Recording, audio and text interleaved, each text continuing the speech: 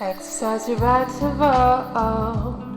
Choose the one you like the most.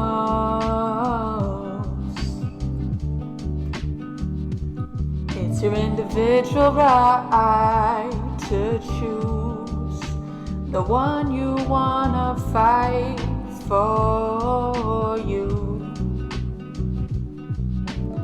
You've got to vote. Vote, vote, vote, vote. Pick the proper candidate. You can change the course of fate. It's a decision that you must make to choose the one you think is great for you. You have to vote. Vote, vote, vote. Vote. Lift your voices loud and clear. Make some choices they will hear. Name a woman, a man. Name someone who understands you too. You need to vote. Vote, vote, vote. Vote. You do. You need to vote. You need to vote. You need to. It's up to you. It's up to us.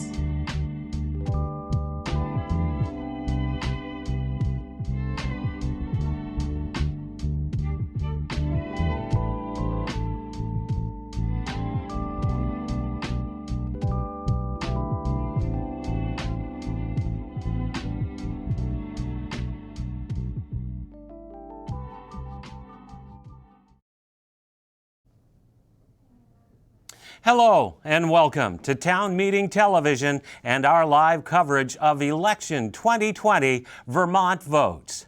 It's now 7:32. The polls across the state have been closed for over 30 minutes now, and in fact, vote tallies are already being called into our studio here at Town Meeting Television. An historic night ahead of us. I'm Matt Kelly, and I'm pleased to be joined in studio by my longtime election night co-host, Diane Meyerhoff. Good evening, Diane. Good evening, Matt. It's great to be with you again. Looking forward to our discussions tonight. An historic night indeed, as we expect record turnout at the polls. That's what we're hearing from the Vermont Secretary of State. We're also dealing with the presidential election, which means record turnout, and a controversial president is driving that. And of course, we have a pandemic that we're navigating through, which has meant that every registered voter in the state of Vermont has received an early mail-in ballot. And Diane, as we understand, record numbers are filling out those ballots. That's true. Over 260,000 ballots have been returned to town clerks. That represents 80% of voters casting their votes as compared to 2016, which was also a fairly high turnout. So it's not going to take much to put us over the top. Yeah. And at the polls, it was a wintry-like day out there. So did that impact voter turnout at the polls? We'll have this and all election results throughout the evening that we'll bring to you. Diane, as we look at this historic turnout, have you ever seen an election like this in the past? No, but I won't say that I have that many years of experience, but certainly no. I mean, I'm really kind of fascinated by the early voting, you know, and that so many people really took to it. And I know you have a phrase you've coined. Please share that with everyone. I call it convenience voting. I love it. It's just such a it's fantastic marketing. It's a much more convenient term, if you will. It is. I think it actually pinpoints what is at stake here. People sometimes think that they need to make voting day a national holiday so that we get a larger voter turnout. But if anything, the COVID pandemic has shown us that we can vote by mail. And by all accounts, it looks like that it's been rolled out fairly smoothly. Yeah, and we'll see tonight, right? It's all about the counting and how they get the counting. I think in Chittenden County, certainly everyone uses tabulators. Most towns use tabulators. I think it'll be pretty quick. The Secretary of State said midnight tonight we should have results from all of Vermont. So. And even here in studio, we're observing protocol with social distancing of over 6 feet between both Diane and myself. So it's a little different for us as well, just not sharing the same debate table. No, we won't be passing notes to one another. Wonderful. Well, we are joined this evening by some broadcast partners, so if you're heading out at all during tonight's broadcast, you're invited to turn on your car radio and stream us at 99.3 FM, WBTVLP, your community, your radio. We're streaming live on YouTube, and you can always check us out online at ch17.tv. Well, the national scene is what is gathering a lot of attention as all eyes are on the presidential election. And joining us in Studio Z is our very own Lauren Glenn Davidian. She's talking with Nick Carter and Jill Krawinski. Good evening. Jill Krawinski, I'm so glad to be with you. Jill is a representative from here in Burlington in the Old North End and kind of covers your district covers a number of different neighborhoods, but you're also the House Majority Leader in the House for the Democrats. Welcome. Nice to see you. Nice to see you too. Thanks for having me. It's just a pleasure. And I thought it would be kind of fun to be joined by Nick Carter, who is our national correspondent, and he is the managing director of Resilient Democracy. And also, we've all worked together in different capacities. So I thought it'd be great to have you join us too, Nick. Happy Election Day, Lauren Glenn and Representative Krawinski. Really happy to be here. Thanks so much. Jill, why don't we just start with you, and you could give us an overview of the Senate, the House, Senate, and Vermont state races that you're watching tonight. Yes, there's a lot of activity happening out on the campaign trail in Vermont. I think that Congressman Welch is a really strong showing, along with Joe Biden, Kamala Harris, and a lot of the action's happening down farther on the ticket. And so we are keeping a close eye on Molly Gray's race for lieutenant governor. And then on the House and the Senate side, there are several key races that are up that we are monitoring. On the Senate side, Rutland County is definitely one that we're watching there, where there's contested races, Democrats and Republicans, and an independent on the ballot there. And in House races, we are looking at several districts to possibly flip from red to blue. And I know there's been a lot of attention to the Westford district, where Bob Bancroft and Alyssa Black are running. Stowe is another one with Heidi Sherman and Joe Sable Courtney. So it'll be interesting to see with all this incredible voter turnout, how that impacts our local races. So you were at the polls all around the county today. What did you see? I saw fantastic turnout. I mean, what's amazing is we started the day here with over 50% of registered voters voting early by mail. And when polls opened up, there were lines in several cities across the state, from Randolph to Essex to Barry, which was, really shocking, given that the record turnout that we saw by mail-in voting. And I was in Richmond today around 3:30 and heard that 85% of registered voters in Richmond had voted, and that was at 3:30. So the turnout is substantial, and the vibe at the polling locations was good. Folks were energetic on all sides, and voters were coming in. It was really good energy out there. Nick, I know you've been watching the national elections closely, and also voter suppression. You've been concerned about polls. How does the Vermont experience compare with what you've been hearing nationally? Well, Lauren Glenn, the good news is no news is good news, in that a lot of election officials and reports coming from states like Pennsylvania, Florida, and here in Vermont is rather positive, that while there may be long lines in a few different places, frankly, things are going pretty smoothly. I think a big testament to this election cycle is the major pivot and really quick action by election officials. These are your town clerks, your secretaries of state, folks who aren't necessarily always in the headlines. And folks have been working overtime to ensure that our elections are running smoothly. A lot of these folks are frequently on town meeting television. And so I think in looking at one success story likely to come out of this election, regardless of who the winner is in the presidential race or in the many, many, many down ballot races, is going to be a win for election administrators, our unsung heroes for democracy. And so what I'm seeing nationally, first of all, turnout, unprecedented turnout numbers so far, that as of just a little while ago, over 101.2 million people have already voted. That's 73.4% of the 2016 general election. 2/3 of those people have been by mail, and a third have been voters who voted in person.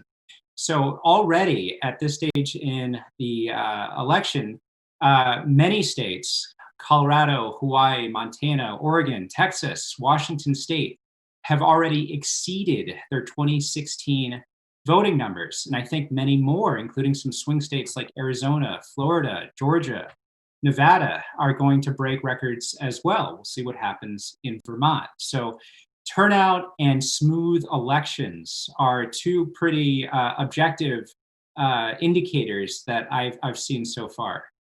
And then just quickly, Jill was talking about gaining seats for the legislature, which is already Democratic in Vermont, but in other states around the country, do you see some flipping of legislatures in this election happening? So I think a theme you're going to hear throughout tonight and over the next few days is that democracy is on the ballot.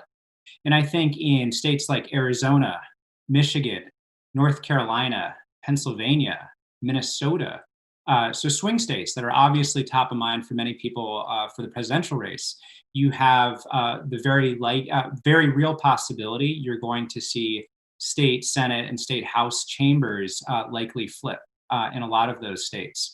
So yes, I think this is a very exciting year. And let's not forget, next year you have redistricting, a once in a decade process where legislative lines are drawn.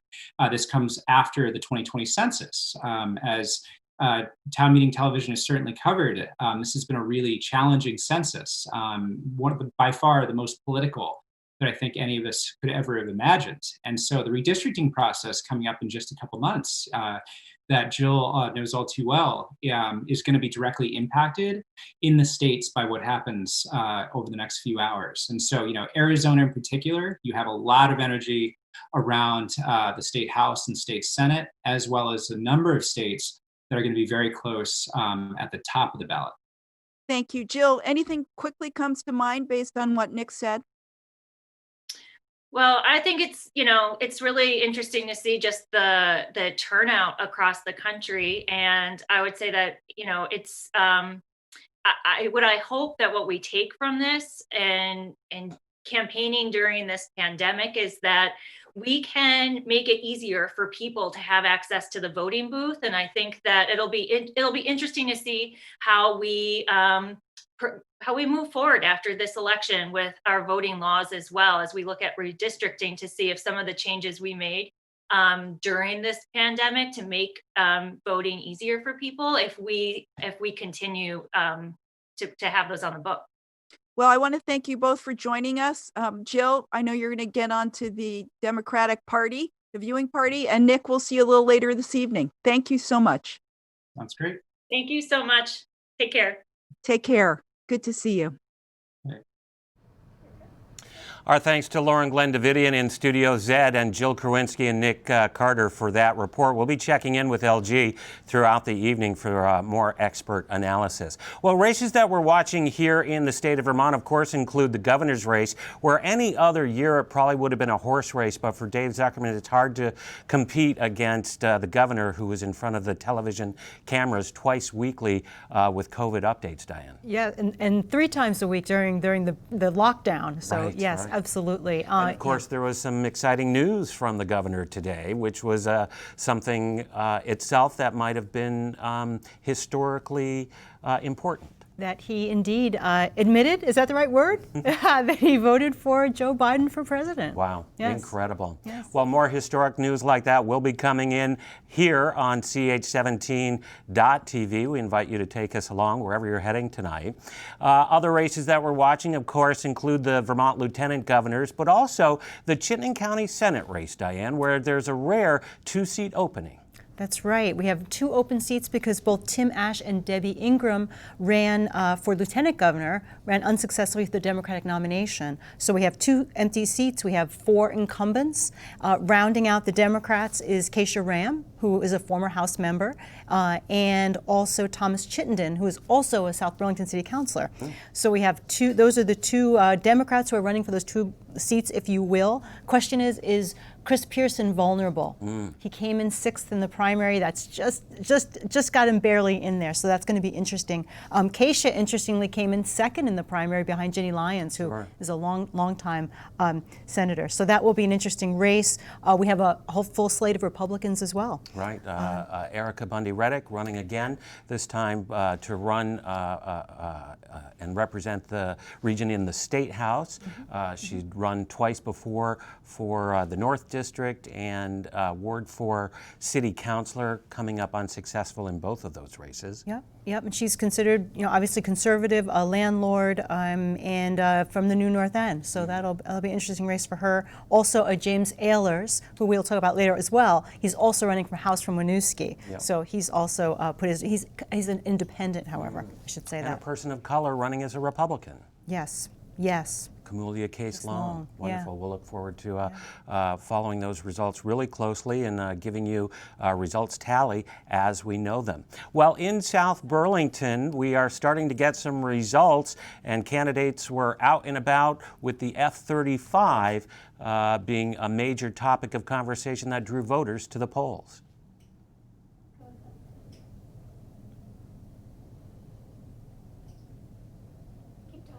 We can talk about the South Burlington. We have Okay. some results in. Oh, great. What do we have, Diane? Well, we only have 1 contested election, and there's 4 races in South Burlington. So the Ann Pugh, who is the incumbent Democrat over Steve Fisher, a 2-to-1. Oh, wow. So there is it looks like a sweep, if you will, of Democratic incumbents in South Burlington, because the other 3 were running unopposed. So that's Martin Lalonde, John Kalaki, and Maida Townsend. Wow. So everyone will return to the State House. From South Burlington. Wonderful. Yes. Well, And I should say you heard it here first. Wonderful. A reminder, if you're heading out tonight, you can take us along with you. 99.3 FM, WBTV, LP, your community, your radio. Stream us on your car radio if you're heading out tonight. And a reminder that the F-35 was a major bone of contention that brought residents out to vote in South Burlington, as we hear in this next report. Thank you, Mayor. I continue to oppose the F-35s, and one of the, it's not amusing, it's not the right word, but dynamics we saw as the Senate was working remotely for the last 6 months was the F-35s would take off, and Senator Lyons, who lives in Williston, would be speaking in the middle of floor debate, and she'd say, well, 1 second, and then she would come back on, and I would have to mute. And then Senator Ash and then Senator Baruth in the northern part of Burlington. It was disruptive. Well, who cares? It was disruptive for a Senate hearing. Maybe that matters, maybe that doesn't. But it's really indicative of what it means to have that presence in the heart of our most populous area in Vermont. It's a real struggle. It's a federal decision. It is not a local decision. So I live in South Burlington. I know how loud they are. I have a horse in Williston, and the horses completely freak out when those planes go over. I know I have friends who have kids, and it's like we're living in a military zone, but it is a federal issue. And so there's almost nothing that our state legislature can do about this, unfortunately. Financially beneficial to Burlington Airport, both logistically as well as providing a defense capability to the area. And like in New York, they were one of the first responders to 9/11. So I understand the strategic placement of that particular base. However, I understand that there may be a noise concern. I was driving through Winooski, and they can be pretty loud. But I think that's going to come down to having conversations about how we can mitigate some of that noise. Mayor Weinberger and the mayor of Winooski met with sort of the Burlington Winooski delegation before this year's part of the biennium, and asked for our support for the matching part of this federal grant that would be the sound and also weatherization. Things we can do while we continue to work to give the Air Force back their F-35. But I believe that needs to start with Winooski representation. We've written the Secretary of the Air Force. We petitioned our congressional delegation and have been rebuffed at all efforts. So I think what's missing in this equation right now is that we need to have a seat at the Airport Commission. We need to have a voice. And that's underway, but that needs to be in place, because there's no way that we can be impacted like this and don't have a voice to represent our community. It's an ongoing issue and will take years to cover all of the homes. I mean, decades, literally decades to cover all of the homes, which might well be eligible for the work on their homes.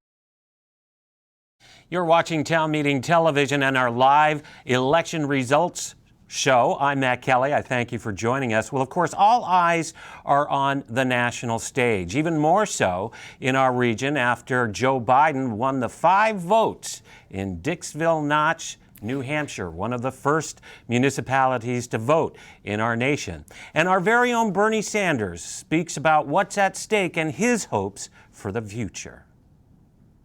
As you are all more than aware, we are exactly 1 month away from what is, in my view, the most important election, at least since 1864. And what we must do is defeat someone who, in my view, is the most dangerous president in the history of this country. This is a president who is not just a pathological liar.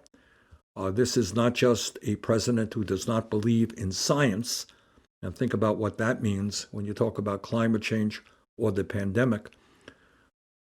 This is a president who is in a frightening way, unprecedented way, leading us down the path of authoritarianism.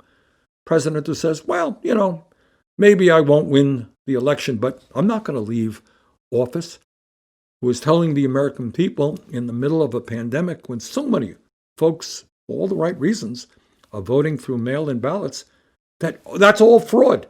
Mail-in ballots are rampant with fraud. We may not be counting those ballots. So this is a moment in which we must come together to defeat Donald Trump. But this election is not just Donald Trump. This is an election which says that at a time when we are confronting a pandemic which has taken hundreds of thousands of lives, made many, many other people sick, we need to get a handle on this. We need scientists to be leading the effort, not people who are using the pandemic simply for political reasons. That in the middle of an economic collapse, when so many people in America, in Vermont, have lost their jobs, we need to have a government which creates millions of jobs so that all of our people receive the income that they need to survive with dignity. And if they can't work, the government must be there to help them with supplementary unemployment benefits, with health care, to make sure that they're not evicted from their homes, to make sure that their kids are not going hungry. What this election is about is whether or not we move to guarantee health care to all people as a human right, or whether we throw 32 million people off the health care they have, which is what Trump is doing. What this campaign is about is whether or not we raise the minimum wage to a living wage of at least $15 an hour, or we don't. What this campaign is about is whether or not we recognize that climate change is an existential threat to our planet, and that we can lead the world and create millions of jobs in our country, in Vermont, all over America, through energy efficiency and sustainable energy, transforming our transportation system and our agricultural system. That's what this campaign is about. And this campaign is about dealing with a broken and racist criminal justice system and the need to reform police departments all across this country. We do not need to have more people in jail than any other country on earth, disproportionately African American, Latino, and Native American. We should be investing in our young people, in education and jobs, not more jails and not more incarceration. And what this campaign is about is whether we continue to demonize the immigrant community or whether we move toward comprehensive immigration reform. What this campaign is about is whether or not we have the courage to tackle the grotesque level of income and wealth inequality where 3 people own more wealth than the bottom half of America. And half of our people are living paycheck to paycheck, unable to put aside any money in savings. So this campaign is A, about defeating Trump, but B, it is about working together, bringing our people together, Black and white and Latino, Native American, Asian American, around a progressive agenda which speaks to the needs of working families and not just the billionaire class. And I would say to my friends here in Vermont, we are making real progress on that all over this country. We're electing progressives not only to the U.S. Congress, we're electing them to state legislatures, and I know we've done a good job in Vermont. We got to keep that up. We're electing them to positions of district attorney and prosecutors all over this country. So our job here in Vermont is to continue that grassroots movement so that we end up having a government which addresses the needs of working families, of low-income families, and of the middle class, and not just worries about the people on top who are doing phenomenally well.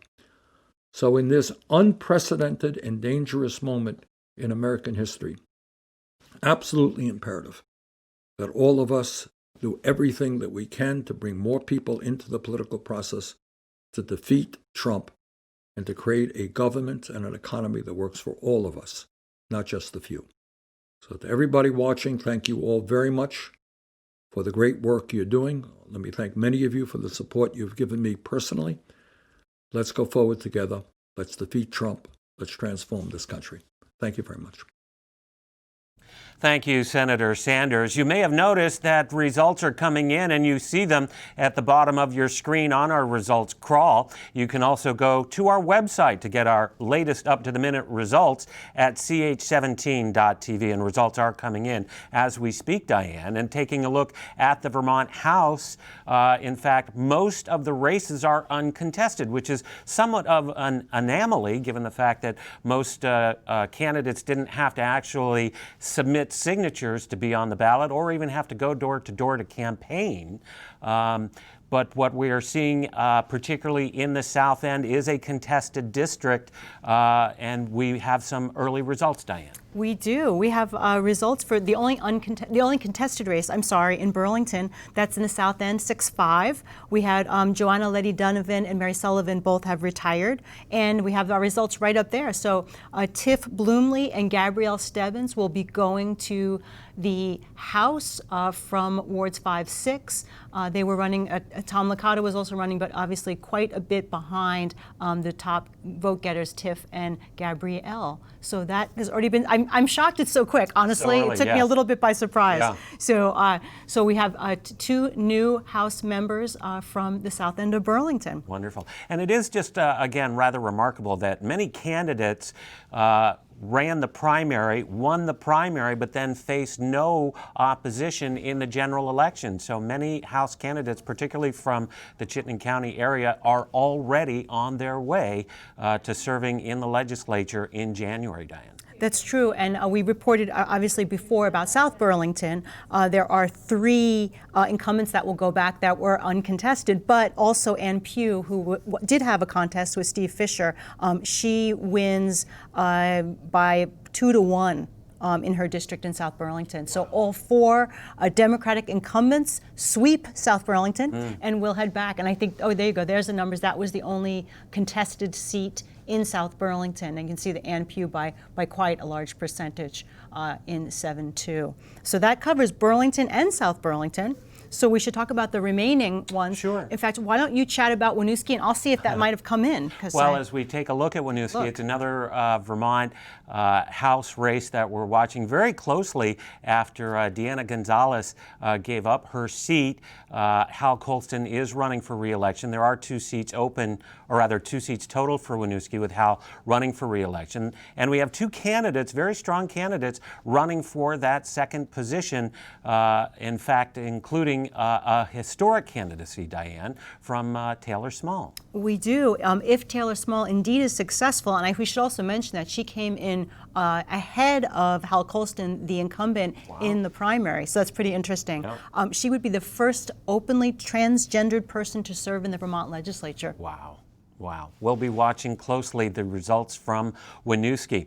And again, from Chittenden 6-5, 2 very strong women replacing 2 retiring very strong women to head to the legislature come January. So it is sort of a retiring of the old guard and yet the new guard coming in to take over.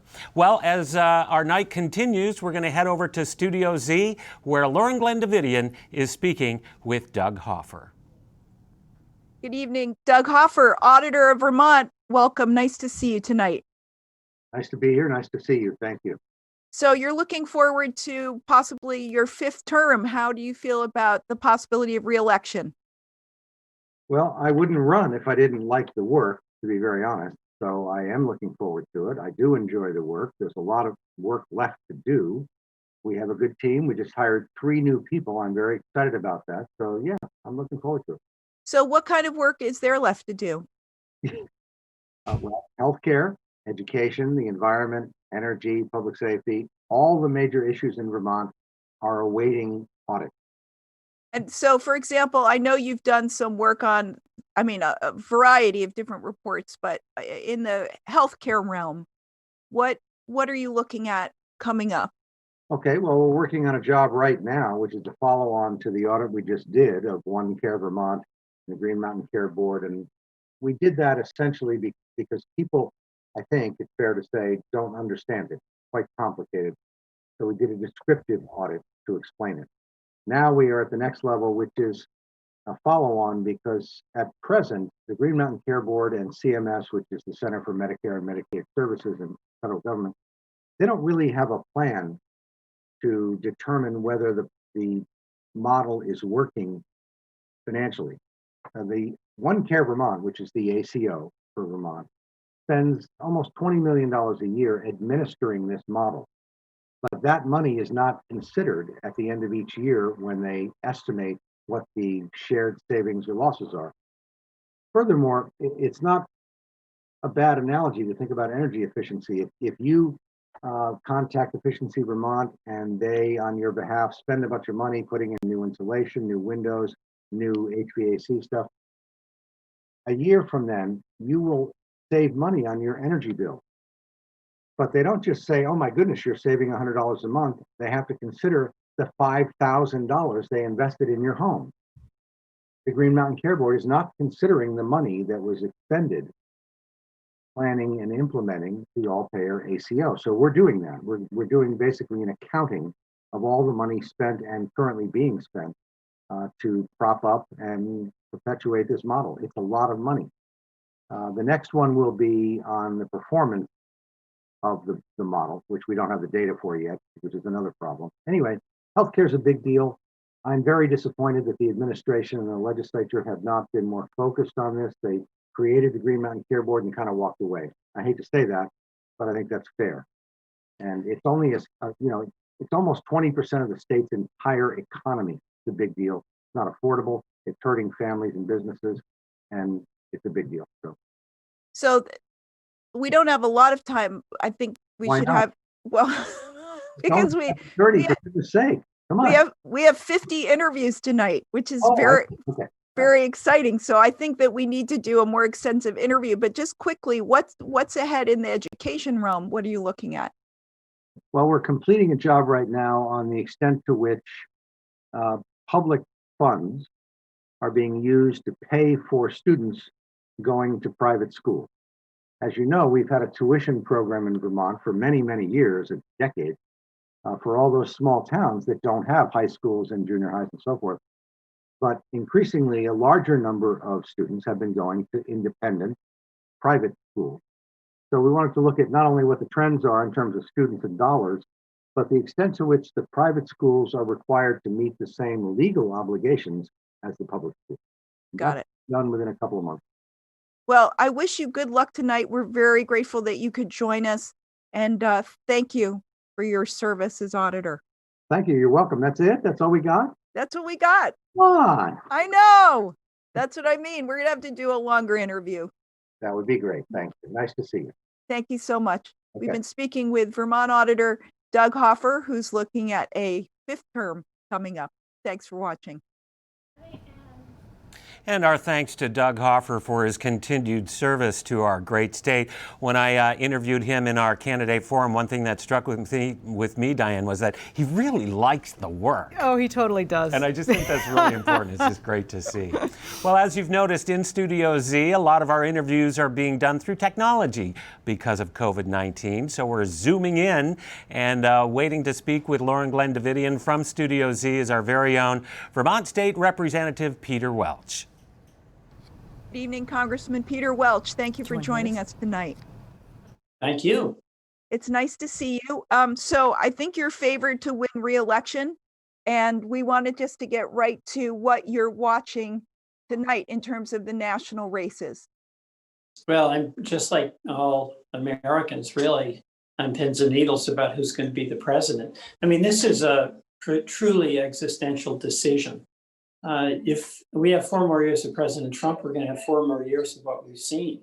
If we have a Biden presidency, then number one, we're going to have a serious effort to address the COVID crisis.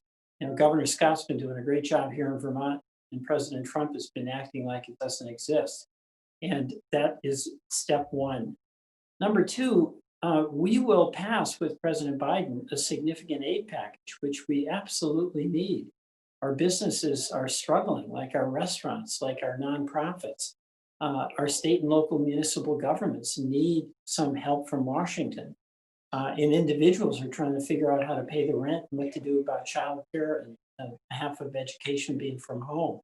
So the only governmental entity that has the fiscal flexibility and the fiscal capacity to help when we're facing this once in a 100-year event is the federal government. And we've got to get to it. We have got to get that done. And then what do you think is going to happen with the Senate and the House? Do you think there'll be a change in the majorities there? Well, at this point, I only know what I read in the polls, but it looks like we will pick up House seats in the House. I'm cautiously optimistic about getting Democratic control in the Senate. That's really important. You know, Mitch McConnell is only about confirming very conservative Federalist Society judges. He's not about doing things that boost the economy back home. And the next thing, of course, is the most important decision America will make is who will be our president. That's really going to determine what our opportunities are for change in this country. I know that these broader issues are of deep concern. Are there particular areas that you are planning to focus on in your next term? Well, I am. I mean, first and foremost, a restoration of the norms of democracy. We've got to protect the right to vote and oppose the repression and suppression of the vote. So democratic norms are essential. Whether you're Republican or Democrat, we've all got to work within the framework of our common commitment to the right of people to decide who their elected leaders are and the rule of law. But second, I'm really excited about what we can do. First of all, we take on climate change instead of deny it. It's going to help the planet, obviously, but it's going to create millions of jobs. We've got to start bringing down the cost of healthcare, particularly prescription drugs, and we can do that. We've got to address the legacy of slavery in this country and the systemic racism that is part of our history. And we can do that. We have got to address income inequality. Too many people are working very hard but not getting a raise. And that is really important for us to address. So lots to be done in the new Congress. Well, Congressman Peter Welch, thank you so much for joining us this evening, and we'll look forward to seeing the results. Thank you very much. Great. And our thanks to Representative Peter Welch for joining us, as it looks like he will be returning to Washington for another term as Vermont's U.S. House Representative. Well, Diane, let's take a look at what we have for results at this time. Not bad at all. We've got quite a few items to share with you. Burlington's District 6-5, that's the House District. Tiffany Bloomley and Gabrielle Stevens will be the two newly elected Democrats in that district. Two women replacing two outgoing women, as Joanna Letty Donovan and Mary Sullivan have retired from the State House. And as you noted earlier, two very strong women being replaced by two more strong women. Yeah. So quite interesting. There you go. There's the results. Tiff and Gabrielle fairly close together. Tom Licata there at the third position. South Burlington, Ann Pugh holds on to her seat by about 2-1. So she will be returning back to the House as well. And in Williston, Jim McCullough, also incumbent, he held on to his seat. Interestingly, Erin Brady wins the second seat, and she actually had more votes than Jim McCullough. Wow. And she's, of course, a teacher and school board member from that area, so she's certainly well known, has great name recognition. Yep. And the bond vote, also in Williston, this is for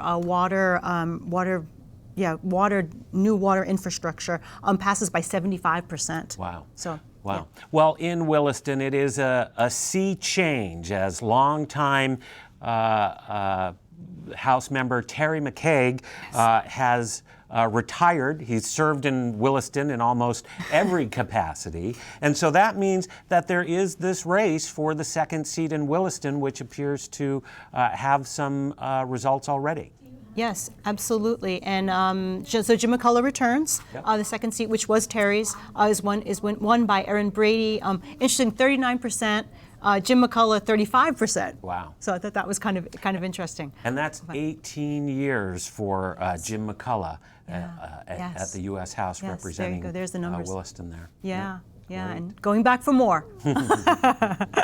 Well, time for a strong focus on Williston as we take a listen to some of the voters' responses as to what brought them out to the polls in Williston. And we hear from Barry Silver and Scott Moody in this report. I see Election Day as, kind of the pinnacle of the democratic process. It's completely essential for everyone to voice their opinion and to kind of get their voice heard. COVID has nothing to do with it. Everybody's wearing their masks, their hand sanitizer there. That's totally safe to come in and vote in person.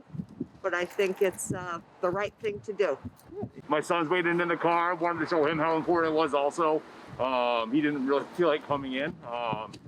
But it's just that year where things are a little bit different than they have been in the past. Not that our family hasn't always voted, but just to really get out here and make sure that we did it. Well, I'm not sure about all the mail-in voting. There's been so much going on as far as things getting lost. And unfortunately, it's a time in our country where I don't know if we trust a lot of people. And that's sad for me. And we vote according to the policies. It's not particularly Democratic or Republican. It's who we feel have the best policies. And who'd you like for president this year? I voted for Donald Trump.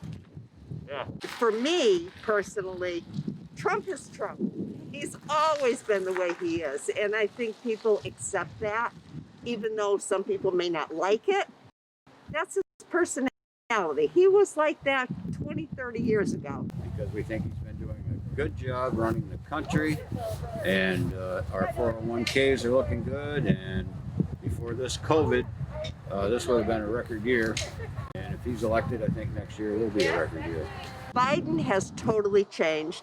To me, he does not look healthy. I don't think he's going to make it 4 years. And I don't want Kamala Harris to be president. I mean, we don't love the guy by any means, but there's been a lot of his policies that we have like. And I believe in him. I think as much as people don't like him, the personality part of him, he knows what he's doing. He doesn't take any guff from anybody. He speaks his mind, and I like that in a person.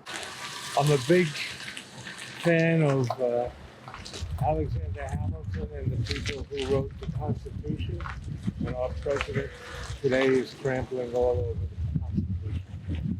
Most of the Republican Party I voted for. A couple of Democrats I crossed the line because they're doing a good job. TJ Donovan for one. I would prefer to see more third party. I am voting third party this election, so I would like to see more access for democracy, less shame for voting third party, less shame for not being able to vote, all those things. So election days is super important to me, and this is the first presidential election I get to vote in, so I'm excited. Welcome back to Town Meeting Television and our live coverage of Election 2020. I'm Matt Kelly, joined in studio by Diane Meyerhoff. And Diane, we have a rather interesting governor's race on tap where a Republican governor has voted for a Democratic presidential candidate. And I'm not sure that we've seen this happen before, at least that we know of. That's right. This is the governor actually making public his voting in this election. Yeah, and he held back. He didn't want to do it clearly. They've been asking him for a couple of days now, and I don't know what broke for today that he decided to let us know about that. Yeah. But yeah, you're right. I think defining it as far as we know of in the history is probably correct. Yeah. But interesting, he decided to make that public. Yeah. And which may say that he feels he's in pretty good company, and that his seat is safe as well. Right. Well, in any other year, I mean, it might have been a horse race, but again, it probably was tough for Lieutenant Governor David Zuckerman to try to get the face time that the governor had with his regular press briefings about COVID-19. Both gentlemen join us with a pre-produced piece to discuss their respective races and their candidacy. I've done a lot with my team over the last 4 years in trying to make Vermont more affordable, because it doesn't matter what we do, and we need to encourage more people to come into the state. We need to increase the demographics of our state. Do we need more people?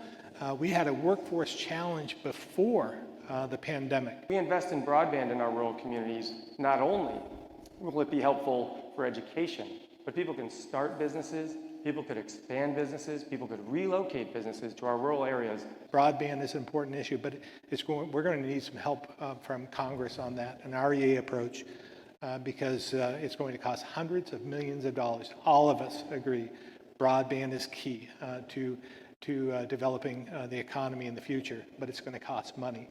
To me, when we're struggling, that's when we do ask the wealthiest to help, to build that infrastructure. And with my plan, there would be about $20 million a year to invest in those CUDs, to help those communication union districts leverage what's already out there as federal money if the state puts in the match. The top 5% of those who pay taxes in their state make $159,000 per family and more. So we're talking about middle-class families that are going to be taxed more for some of those initiatives. I would also include more communities of color in my cabinet. I would have people at the table at the beginning of the conversations of making laws and policies and the budget to make sure there's a lens for where we would inadvertently be continuing that systemic racism in our budget. There's no flip of the switch. There's no easy answer here. But we have to listen to what they're saying because it's real. You know, racism exists in our state, unfortunately. We see it rear its ugly head on a weekly basis in some areas of the state. We have to stand up and put a stop to it. I appreciate that you've gently stood up to President Trump. You've even said you want to join the Paris Accord, and yet our emissions are going up. You've dismissed the suggestions of your own panel, which you created, to invest in climate crisis. We need to do that. Charging infrastructure throughout the state if you're going to have EVs. EVs are part of the answer. You know, 50-60% of the carbon emissions are due to transportation. So that's an easy place to go. I'm very excited about technology. I'm very excited about the evolution. of electric vehicles. And so that's why I promoted that. That citizen pressure to say to those of us in elected office, we have to act for the future of our kids and for even the future tomorrow with respect to the climate crisis. We need to invest in carbon sequestration. We need to invest much more in weatherization. Under my earlier plan that the governor is not supportive of, we would be putting $20 million additional dollars per year into weatherization. Think of the jobs that creates, and think of the savings for working class Vermonters who haven't been able to take as much advantage of weatherization because the funds just haven't been there. Because we have such a low case rate here, and we've done such a great job in Vermont, that we don't have the infections that other states do. But we are developing a plan. We'll submit it to the federal government, and it'll be distributed just the way we have Zika and other initiatives over the years. And we're blessed to have a great health department, a great dedicated EPI team there, and it's really a good team atmosphere that has worked together throughout this pandemic.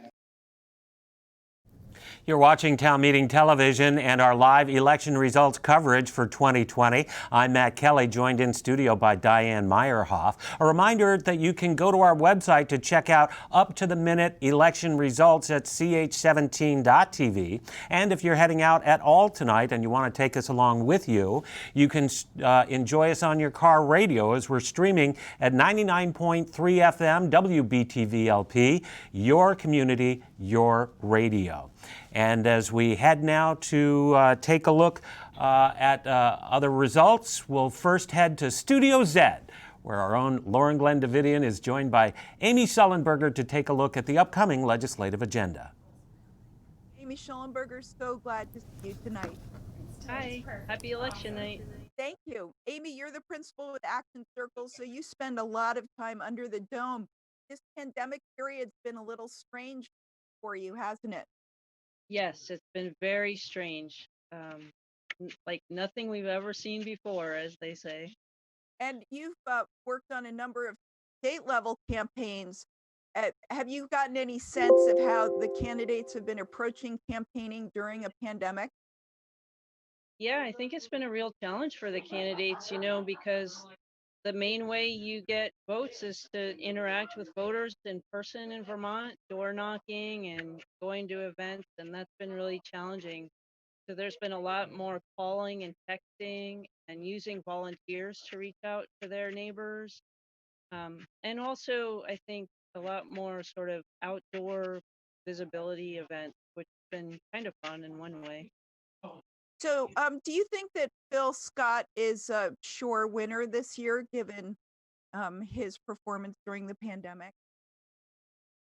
Well, I think a lot of people maybe who voted early went with Governor Scott, but I think that the Zuckerman team has run a really strong campaign, and I think David Zuckerman did a great job in the debate. I think some of the later voters may have decided to switch their vote.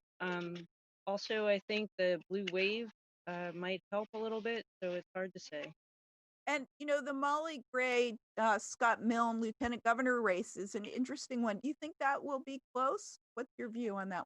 I think it might be close. Yeah, that's the race that I'm most curious about is Gray Milne.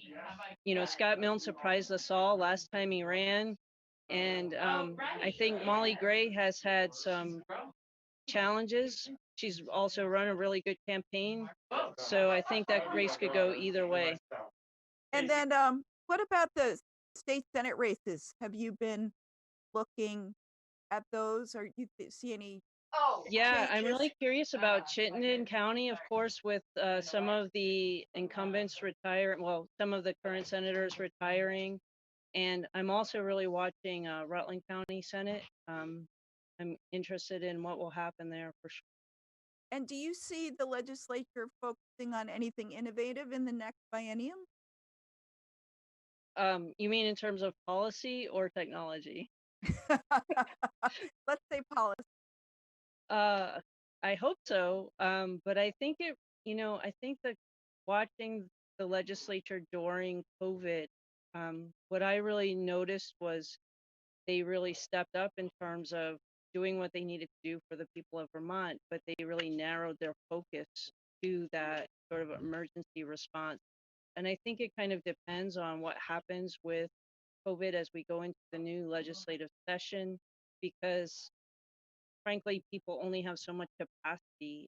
I think it's really put a damper on creativity with having to learn new technology, also dealing with a pandemic and dealing with the policy changes that were needed for that.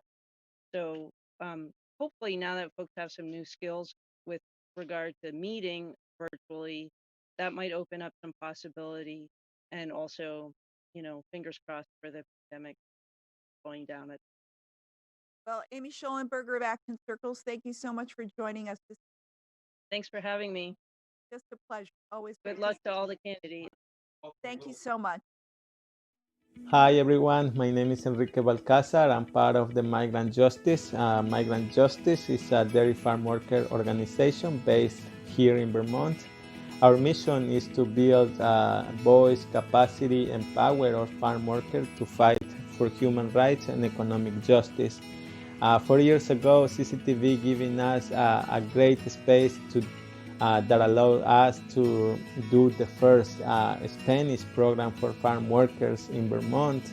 Our program calls Nadando Contra la Corriente. It's a big step for us because that allowed that people around the state are learning about migrant justice and learning about campaigns that we are doing, the next steps of campaigns, and how they can get involved. Also listen about the events like Fiesta, soccer tournament, and regional assemblies that we are doing for farm workers to be together in create community. Thank you to CCTV channel and CCTV team for that great opportunity. Thank you. You're watching Town Meeting Television and our election results show 2020 Vermont votes. I'm Matt Kelly. I'm joined in studio by my longtime election co-host Diane Meyerhoff. And Diane, we have some results to review. We do, primarily in House races. So in Burlington, the only contested election, Tiffany Bloomley and Gabrielle Stevens will be the two newly elected Democrats to the House in District 6-5. Excuse me. Yep. And in South Burlington, Ann Pugh holds on to her seat. Not a big surprise. Williston, Jim McCullough also holds on to his seat, and he's joined by Erin Brady. Interestingly, she got more votes than Jim. Wow. I know. And kind of a ballot item that I think is important, we'll just mention quickly, is the all-resident voting was approved in Winooski by 71% of the voters. That's remarkable. We'll talk more about that later. Right. Of course, it remains to be seen whether it will become laws. The Vermont legislature has to also pass that by vote. Yep. Yeah. Making every vote count and making voting accessible to every American, regardless of nationality or language, is the theory behind a new initiative about making new Americans accessible to voting, as we hear in this next report from Mohammed Jafar and Aden Haji. Hey everyone, my name is Mohammed Jafar and this is my friend Aden Haji. We are here to talk about voting and the goal of bringing voting to the new American community and to really make civic engagement something that we're discussing, and to bring voter registration and voter information and bring voting to communities all over the state of Vermont, and in particular here in Chittenden County and Burlington. Aden and I have Aden, myself, and a team of great community members have put together a partnership with the Secretary of State's office that has cultivated into many different projects that have really spearheaded this effort to make civic engagement a true reality. And Aden, I'll let you touch on what some of those might be. Recently, we've created multiple forums and different programs to help with those efforts, and some of those include voter registration through different organizations and just inviting multilingual community members into the election process, because again, it's important for them to exercise their right and for them to voice, the right that they have as citizens. But we certainly have seen an increase in engagement from various communities. One specific, especially in this particular election where folks are really voting by mail. One of the projects that we've embarked on is creating a video in which we do a step-by-step tutorial on how to vote by mail, as every step is critical to making sure that your vote counts. So success looks very different. Right now we do not have the numbers, we haven't had the projects and the programs in place long enough to know what the trends are and what the impact really is, but we are hopeful that we will be able to see that as the years go and as time comes. These projects have kind of cultivated into something that means a lot to us, but also really brings the community together and really brings civic engagement to the forefront of the conversation. Hi, I'm Mary Dankel from the Fletcher Free Library, and we're so grateful to Town Meeting TV for all they do for the community. What they've done for the Fletcher Free Library is helped us during this pandemic to promote our videos that expand our outreach and show library videos. They've also helped to promote our story walk in Letty Park and helped us make a promotional video. Thank you, Town Meeting TV, for all that you do to inform and help the community learn and grow. Well, as we take a closer look at the state Senate candidates from Chittenden County, we have 2 open seats, which is a rarity due to the fact that Speaker of the House, or rather State Senator Pro Tem, Tim Ash, lost his bid for the Vermont Lieutenant Governor, as did Deborah Ingram. So that meant that 2 open seats for Chittenden County State Senate, Diane. Yes, and this is a 6-seat district, which, by the way, will change after the redistricting. They're going to break it into 2. I think it's pretty difficult to do campaigning for the entire Chittenden County, so I think they've decided to break it into 2. Anyhow, 6-seat district, 13 contenders, 4 incumbents, Democrats. As you talked about, both Tim Ash and Deb Ingram vacated their seats. So the 2 new Democrats running for House are Keisha Ram, who's a former House member. Interestingly, she came in second in the primary behind Ginny Lyons, who was a longtime senator, and Thomas Chittenden, who is also a South Burlington city councilor and obviously a pretty famous name. Famous name, yeah. And then the question really is Chris Pearson, who came in 6th, sort of, we call it the bubble. He's a progressive Democrat. Is he vulnerable to one of the other contenders? And we have a full slate of Republicans. Interestingly, Erica Reddick, who we've heard from before, New North End, landlord, conservative, her 3rd try for office. She's run for city council in the New North End before. And also James Ehlers from Winooski, who's running as an independent. And he's also running for House in Winooski and has run for governor in the past. Yeah. So yeah, Michael Sirotkin also running for re-election, favored to win. It looks like a lot of the incumbents will be returning, except those 2 open spots being contested by another 9 candidates. So, yes. Yeah. And we also wonder, what is the impact of the top of the ticket to the bottom of the ticket, whether you go all the way to president or only to governor. So that'll be kind of interesting. Will it be a Democratic sweep? We'll find out. Right. Well, here is a closer look at the candidates, including Phil Baruth, who was the top vote getter in the Democratic primary.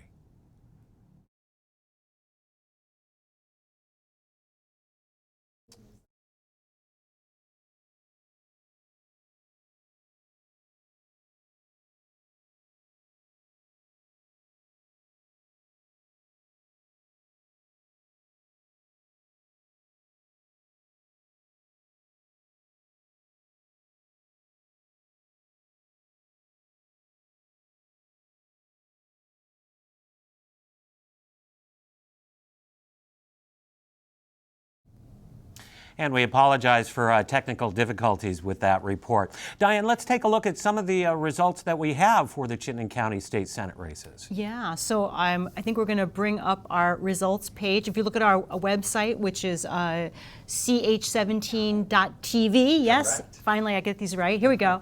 This is just to give you a sense. So these results are not permanent because basically when one opens up, let's say the first, at this point, Thomas Chittenden is on top, which you'll see right now. If you open that up, you'll find all the districts, all the towns underneath it, and you'll see that not all of them are in yet. They're coming in pretty fast and furious, but we are missing significant chunks, if you will, of the district. So these numbers are very preliminary right now, and this will keep changing as we get more results in. As I said, we're getting a fair amount in, but these are not final. So we just want to make sure everyone understood that. Well, I think it's important to note, though, that as we do look at some of these numbers, we are seeing pretty incredible numbers. 1,870 votes from just one ward, which is pretty remarkable. Yeah, I was looking at the turnout in some of the wards. One of them was 9,000 or something. It seems hard to believe this is right. We have to go back and check some of these. That was wards 4 and 7, wasn't it? 4 and 7 together. Yeah. 9,000 votes. That is pretty remarkable. Yeah. So I think we're going to definitely see very high numbers here, and it takes a little longer to get some of those results in as well. Right. Well, will these numbers also translate into the March town meeting? That is certainly that's a good question. going to be one of the questions. And we have Mayor Moreau Weinberger joining our very own Lauren Glenn Davidian in Studio Z. Good evening, Mayor. It's a pleasure to see you tonight. How are you doing? Good to see you, Lauren Glenn. You know, I had a good day out going around, went to all 8 polling locations here in Burlington, and it's always kind of amazing to see how many volunteers are involved. And there was I was a little surprised how high the voter turnout seemed to be anecdotally when I was at the polls, given how much early vote we had. I checked in with the clerk treasurer's office. I don't have any inside information yet on where things are ending up, but it sure seems like we're headed for a very high turnout overall. And so, that was a good part of the day. You know, we're an hour and a half since polls started closing, and I'm certainly anxious, like so many others, about where the presidential race is headed. But well, it looks like we have a long night ahead of us. And are you watching any races in Vermont? Well, certainly the governor's race and the lieutenant governor's race, I have a keen interest in. Of course, feels like there's less drama down ballot than there are some elections. I certainly hope and expect that we're going to have a great Chittenden County delegation, Senate delegation. I'm not expecting a lot of change or surprises in the House races. Certainly, what happens up at the top of the ticket, though, is of great interest. Any mayor works a lot with the governor, and certainly the lieutenant governor. Those are important races for the future of the city. Well, it looks like in District 6-5, Tiff Bloomley and Gabrielle Stebbins have won and are headed to the legislature. I'm excited about that. I know both of them very, very well, worked with them in different capacities over the year. Gabrielle's been on the Burlington Electric Commission and worked with her in that capacity. And Tiff with Change the Story and Vermont Works for Women. I've gotten to partner with in a number of ways. I think they're both going to make great new representatives. They have big shoes to fill. They are replacing really kind of legendary reps in that district. But I'm excited for them and excited to work with them in the new role. And it looks like Winooski has passed the all citizen or all resident voting. Do you think that's something that might happen in Burlington? You know, I would not be surprised if we kind of took another look at that. Right, it went to the Burlington voters several years ago. I can't remember how many exactly now. It lost somewhat narrowly. I mean, it was a decisive vote, but I do think the landscape maybe on some of these immigration issues has been shifting. And if you now have, I think Montpelier did this as well, right? Several years, a year ago or so. I don't think either have gotten the kind of final approval from the legislature yet. But if and when that happens, I do think it might be the right time to go back to Burlington voters and see if we want to take another look at this issue. I supported the change to allow resident non-citizens to vote in local elections. I would be supportive of sending that to the voters again, especially if it looks like this is something the legislature will approve. And what are you looking for from the legislature in this next biennium?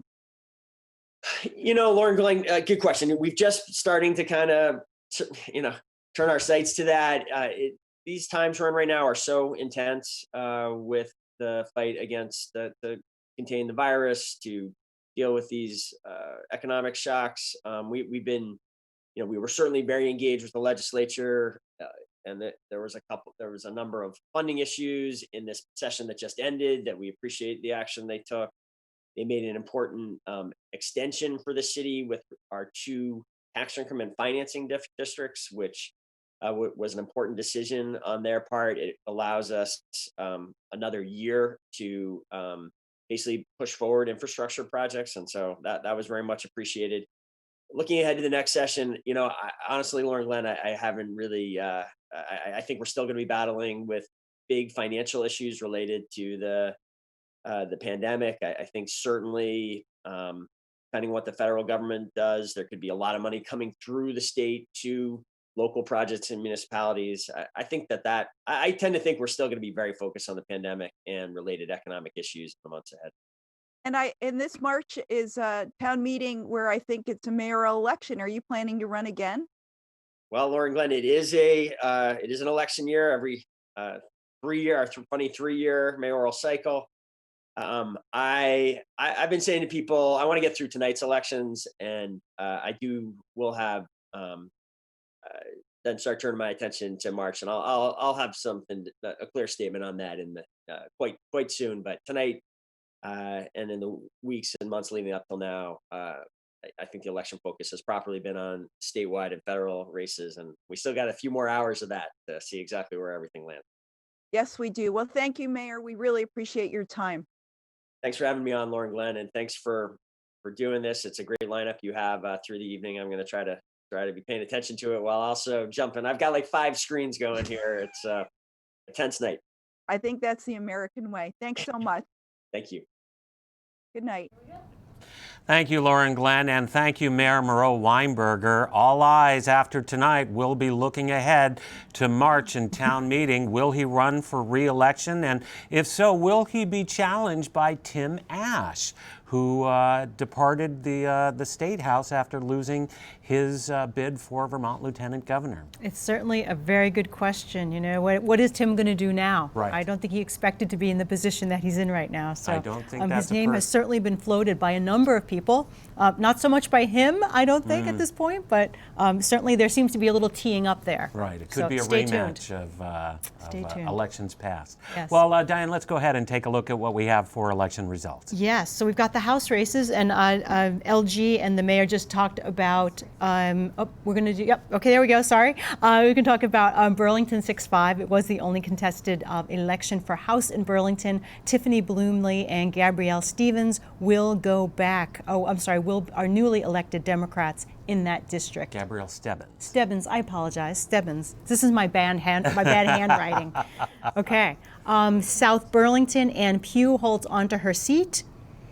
Williston, Jim McCullough also holds onto his seat, and Erin Brady wins, interestingly, with more votes than Jim.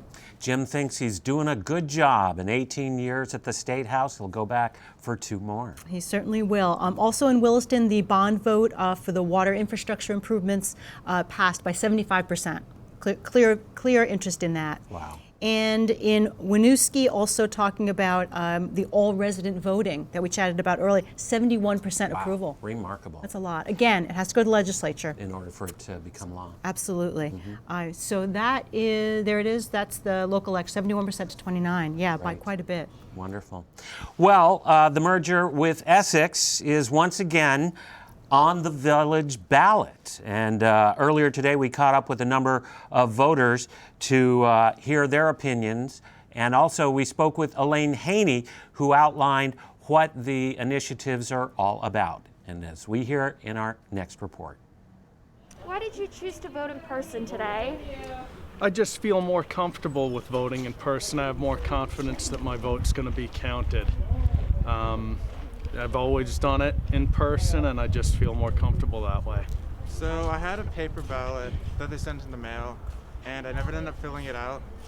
And I just wanted to, this is my first time voting, like being old enough to vote in a presidential election, so I wanted like the physical experience of like going in, sitting down and voting. So it's my first election to vote in, so I'm really excited to be here. So obviously I definitely could have done the mail-in, but I felt a lot more powerful, because I don't know in Vermont, you do a lot of safe, COVID practicing. So obviously if I felt like it was unsafe, I would have mailed it in. But I felt like it would be a lot more meaningful for me to come out for my first election, and since this one's so important, for me to just be here and do that. So.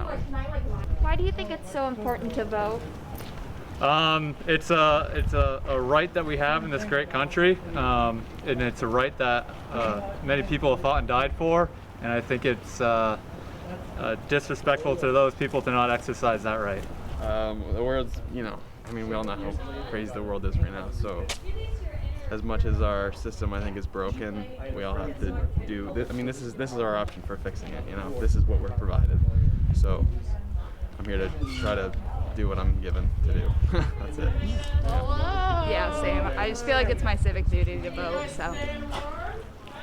It's important to make your voice heard, and I think some people, we all have different reasons for voting. I think this election especially is probably the most divisive it's been in a long time.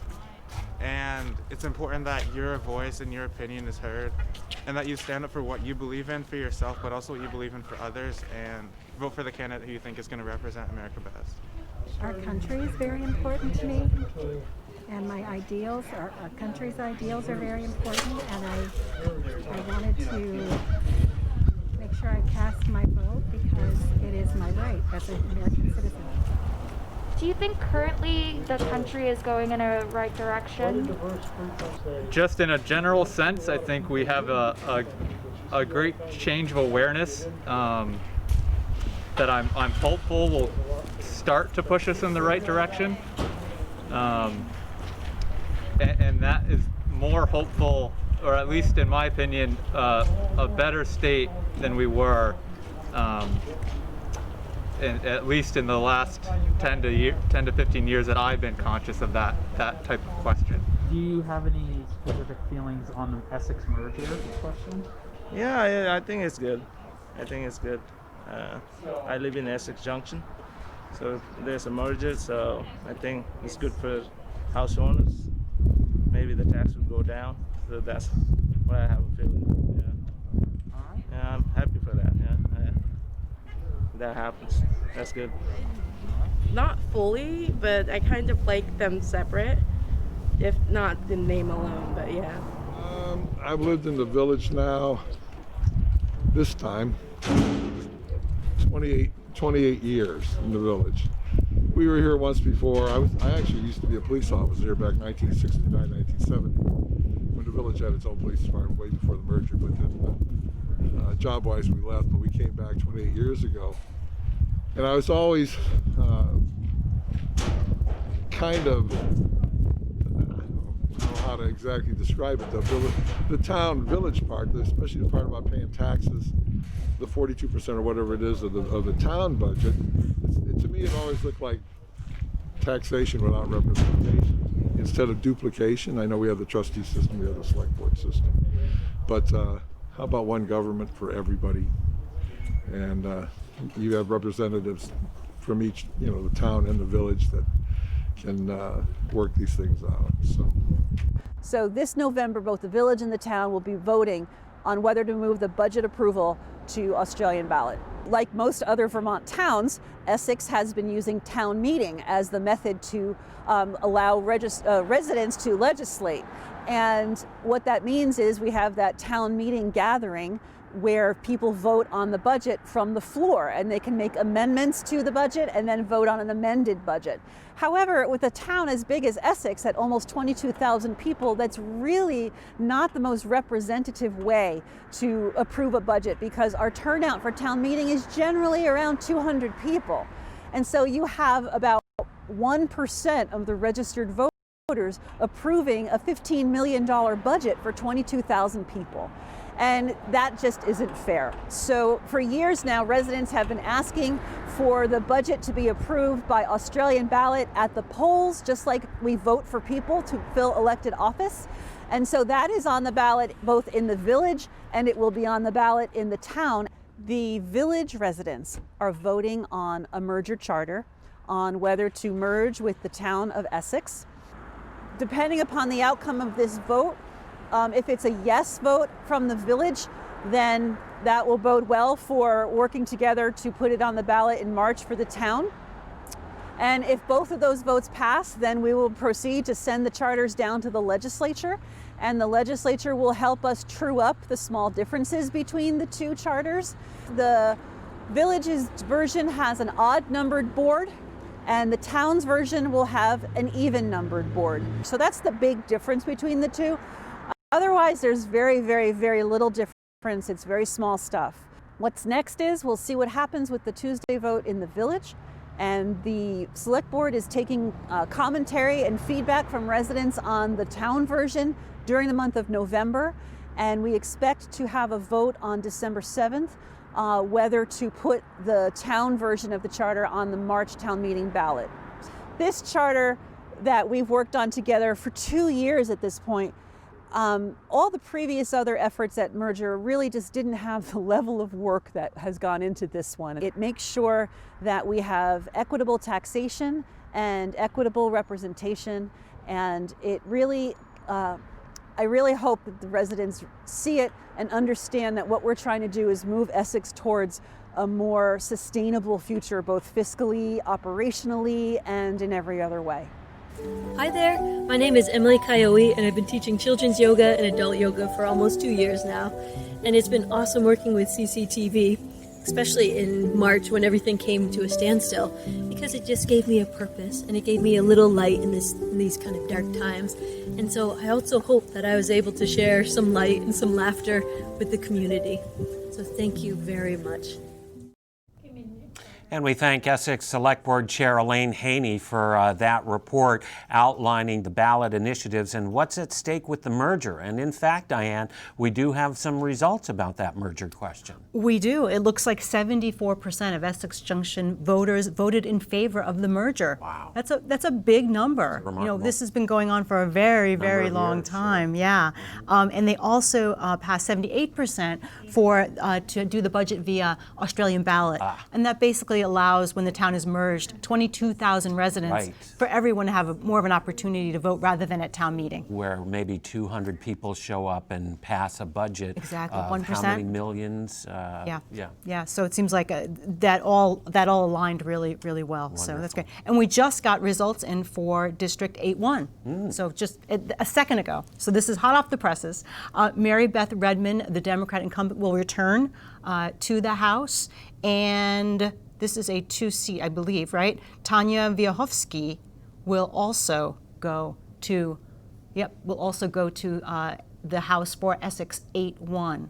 So you heard it here first. Right. Do we have other Essex results? We do. In Essex 8-2, Lori Houghton will return, the Democratic incumbent, and Karen Dolan will also she'll be a new representative in Essex 8-2. Wonderful. And Essex 8-3, Robert Bancroft, he's a Republican, will go back, as well as the newcomer Alyssa Black. Alyssa Hughes Black. Who is a Democrat. Interestingly, if you look on this, she actually garnered more votes than the incumbent. This is the second time this has happened. Right. Interesting, right? That's the power of mail-in voting, there or you go. convenience voting, as we call Convenience voting, yes, Of course, there you Alyssa go. Black being the gun control advocate in the news quite a bit last year and the year before after the tragic death of her son, who bought a gun and was dead less than 8 hours later through a self-inflicted gunshot. Yes. So those are the Essex results. Again, I think one of the most important ones is that merger item went through in Essex Junction. Looks like they move one step closer to combining the town and the village and saving a lot of money for the residents. Wonderful. Well, time to head back to Studio Z, where our own Lauren Glenn Davidian is joined by Nick Carter for a look at the national scene. Nick Carter, national correspondent, thank you so much for joining us again this evening. So Florida is looking very tight. What's your view? Well, and good to be back here on your election night coverage. Let's not forget, Florida was a state that was very close in 2018, where you had a really close race between Andrew Gillum and Rick Scott, and ultimately DeSantis, who won the governorship in 2018 against Andrew Gillum. And so, and it's a big state with a lot of diversity in the counties. So I think there was a lot of optimism put in Florida. There was clearly a lot of resources put in the state of Florida, but you've got a Republican governor, a Republican secretary of state. It's extremely complicated when it comes to election administration. So yes, it is tight, but there's still a ways to go. And I think this is going to be a night where a few states, especially your larger states, are going to be playing out through the next couple of days. I do think results from Florida will be counted sooner than, say, Pennsylvania, but I think we've got a ways to go to see what happens in Florida. Yeah, all right. So tell us about the other states and what we should be looking at when we look at the map. We all have the New York Times open and the state results. How are you approaching this analysis? Well, I think something to keep in mind is the sheer volume of races. So you've got the presidency, obviously, and I think very strong likelihood that Biden is going to do very well in what's known as the blue wall. States like Michigan, Pennsylvania, Wisconsin, which were lost by Hillary Clinton by a very, very small margin. Wisconsin is a state that we should keep a really close eye on. In 2018, Tony Evers won a statewide race, winning the governorship against Scott Walker, and the state did well for Democrats in the April Supreme Court race. However, a lot of enthusiasm amongst Trump supporters in Wisconsin, so I think that's the state that could be very, very close. I think Democrats have made huge inroads in Michigan. They've also expanded voting options, including voter registration options in the state.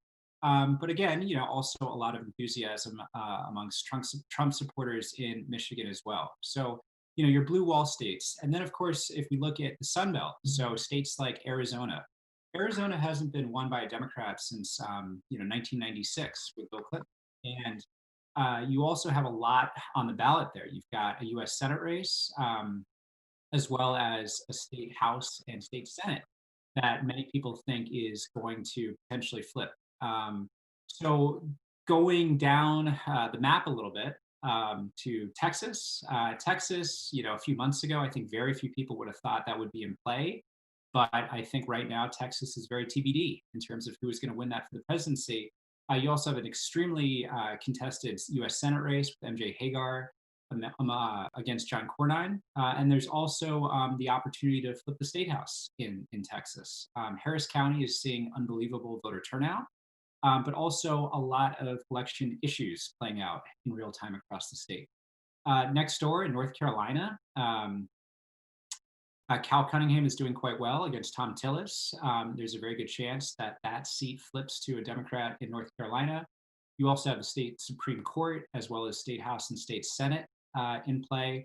And then Roy Cooper in North Carolina is going to be defending his seat. And so, there's literally dozens of state legislative chambers in these places that, quite frankly, you're going to see a huge shifting in power, regardless of what happens with the presidential race. So you, in your capacity at Resilient Democracy, have worked with grassroots organizers and leaders across the country. Tell us about those people and the work they're doing during this election time. So I think one thing, election administration is going, rightfully so. I think there's going to be a really narrative about election officials ensuring that things run smoothly. The other side to that is there's been a lot of really strong, smart, effective advocacy on behalf of pro-democracy advocates, grassroots organizers, civil rights groups, to ensure that the act of voting is as accessible as possible. And so organizations in Milwaukee, for example, advocating for polling locations, folks who've been working in Congress around HR 1 and ensuring there's adequate funding for election administration. And this has been happening for many months and many years in a lot of places. And so I think as we think about these record-breaking turnout numbers, that this is not, an accident. And yes, aversion to Trump, opposition to Trump is certainly a major motivating factor.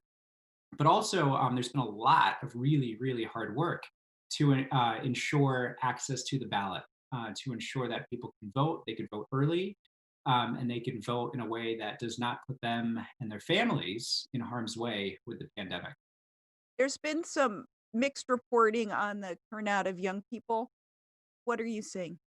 I think youth turnout is actually looking quite good in a few places. So, for example, the Alliance for Youth Action, Next Gen America, Across the border in New Hampshire, you have a number of efforts specifically focused on youth voting. And actually, the numbers are looking encouraging. In an election like this, that's complicated, not surprisingly, underrepresented voters do have barriers to the ballot, and there's a lot of mis and disinformation. However, I do think there's been some really smart targeting of young people and young people driven largely by some of the momentum around civil rights, around climate change, around racial justice. And a lot of these movements are being youth led.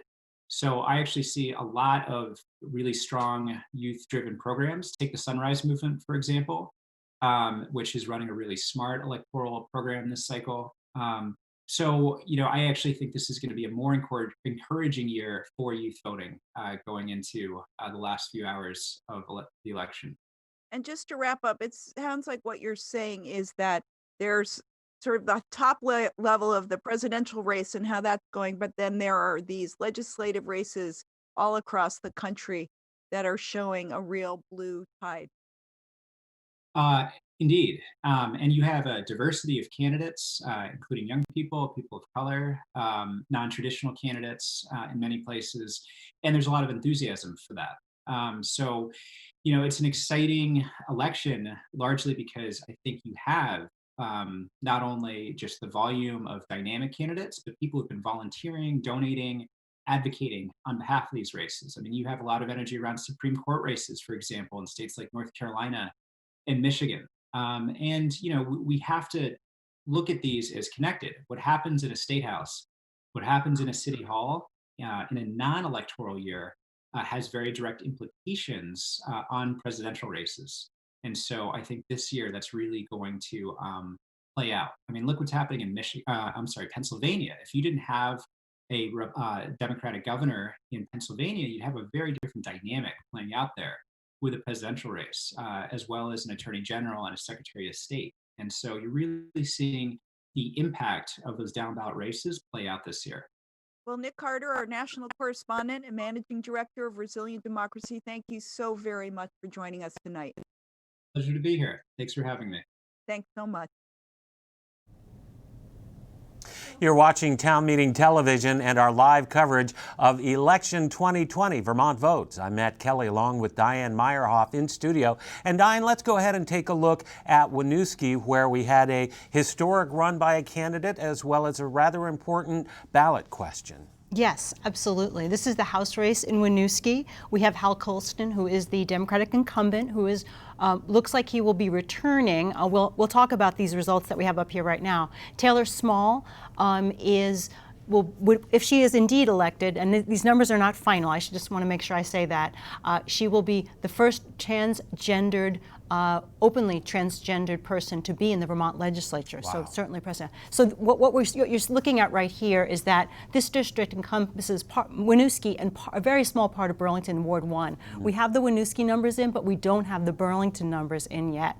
However, looking at those numbers, I mean, it would take a lot in Ward 1 for James Ehlers to overcome either Hal or Taylor. Yeah, and I don't think there are that many votes to be had, if you will, in that small section of Ward 1. So we're pretty confident about this, but we always like to wait till we finally get the numbers. Sure. It looks like Hal Colston will be returning and Taylor Small will be going for her first term in the Winooski House. We do, however, have ballot item information that is final, and this is the all-resident voting. 71% have voted for that. That's a big number. That's a remarkable number. Yep, yep. So, and as you said, it does have to be approved by the legislature. Sure. It's a charter change. So I believe Montpelier is also in the legislature at this point. Wonderful. And the other item, is there another item from Winooski? No, that was it, I'm sorry. Right, just doing some language housekeeping cleanup. Items, yes, absolutely. Yep. Well, Winooski Mayor Christine Lott joins us to talk about these charter changes and why they are so important for her city. So we have 3 charter change articles on our ballot, the first being all resident voting.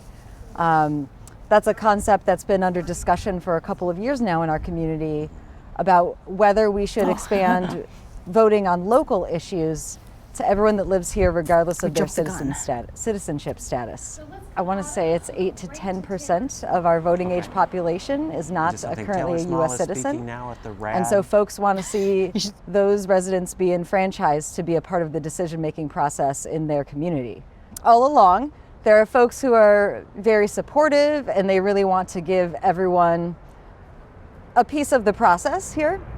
And then there are other folks who feel that voting is just very sacred and tied to your citizenship. I've heard both narratives from both opinions are strong in our community. The pushback has decreased over time. I think folks have had more time to get to know the issue, hear stories behind it, and why it's important to some folks. And I think now is the time that we're ready to let the residents decide if this is what they would like to do. In addition to the all resident voting, there's also language in Article 2 about giving us the right as a municipality to pass by our own vote of residents any charter change that has already been given to another community. So that could apply in the future. The third article is a series of administrative changes that clean up some language and align our charter with state statute, which we follow anyway because it supersedes us. If our residents do pass these charter changes, they will go to the legislature for their approval. And so even if we say we do want to expand voting to all residents, we'll have to wait on our legislature to see if they approve of that. I think other important things that could impact us are paid family leave, minimum wage could come back up. Policing and equity discussions are really important here in Winooski. And so the composition of our legislature could have a big impact on our future changes. Our clerk's office has been incredibly busy. We are definitely seeing big turnout. So why did you choose to vote in person today? Because that's my first time to vote in the US, so I just have my citizen last month, so that's why I decided to come here because I don't have no idea how it's going. So yeah. Why do you think it's important to vote? Because it's when you're a citizen, you must vote. It's part of your right? Yeah. So I just decided that I really like the voting in person process, and it was just about that. There's something about coming on election day and putting your vote in person that I really enjoy. Why do you think it's important to vote? Like, why is it important to vote at all? Because I care about my safety and other people's safety, and I think that it's clear that one candidate doesn't care, and I think that it's just important that I show that that I care about other people, and that that we don't bar people from being able to do things that they want to do just because they are the way that they are, and sometimes that's just not something that they can choose, So now there's a cynical kind of sense in America where it's like my vote doesn't matter, but it's still something we all have to do. Bottom line, brass tacks, bare facts, that's it. I don't care who anybody votes for and everything like that. I'm voting for who I'm voting for, and they're voting for who they're voting for. And the bottom line is people should vote. You shouldn't be afraid about, anybody saying, oh, voter fraud will do this and voter fraud will do that when it comes to, ballot voting and everything to that effect. But it's still a vote. It's a vote. It's someone saying, this is what I want. These are the constituents of this country. You guys should be listening to us. For God's sakes, we put you where you are. So maybe even open the ears a little bit. I've been passionate about non-citizen voting for a long time. So I think it's time to engage people and engage everyone. And if everybody's going to pay taxes, everybody should be able to weigh in on them. I was thinking about the pandemic, climate change, human rights. Because it really shapes the whole, not just the country, but if you vote all the way down the ballot, it impacts as much as what happens in our city. And being a woman, we've only had the legal vote right to vote for 100 years. So I just don't want to ever see that go away, and just ensure that the things that are important to me stay protected. Hi, I'm Ella, and I love town meeting television because it's informative, it helps foster community, it makes local politics accessible to everyone, it's riveting, and it's just an overall good time.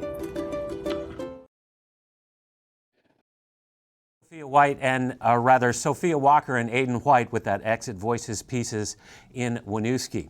Well, Winooski's Taylor Small is speaking at the virtual Rights and Democracy Party. Let's listen in. What a gift it is to be introduced by you, Deanna. Thank you so much for having me here tonight. And it is such a pleasure to win in Chittenden 6-7, Winooski and the River Sliver of Burlington. I truly can only offer so much gratitude, especially to Deanna, because I truly would not be in this position if it was not for you and your guidance, love, appreciation, and ability to see that I'm able to do this. And I will not do you wrong, I promise you that.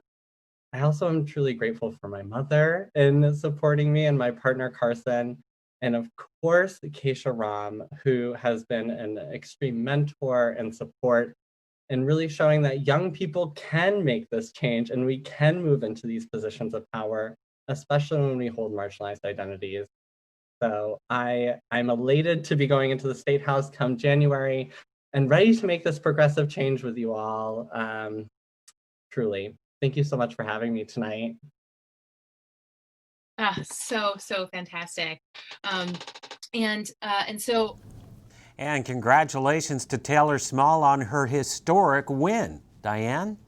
Yes, Taylor will go to the legislature along with Hal Colston, who is the incumbent. Wow. And I think we're going to do a results recap. Yeah, Does let's that go sound ahead like a and good see idea? what we know at this time. We've been telling you many things that we've known all night, practically. So let's go back to Burlington, 6-5, South End House race. Tiffany Bloomley and Gabrielle Stebbins are the two newly elected Democrats. Two strong women Yeah, taking over for Gotta two like retiring that. strong women, Joey Donovan and Mary Sullivan. I've got to imagine that they are very excited that these two new Democrats are taking their positions. Absolutely. I think in some cases they're sort of responsible for bringing the next generation in, don't you think? I think that's part of being in a party like that. So. Well, Gabrielle Stebbins being the former executive director of Renewable Energy Vermont, this won't be all that much of a change for her as she's spearheaded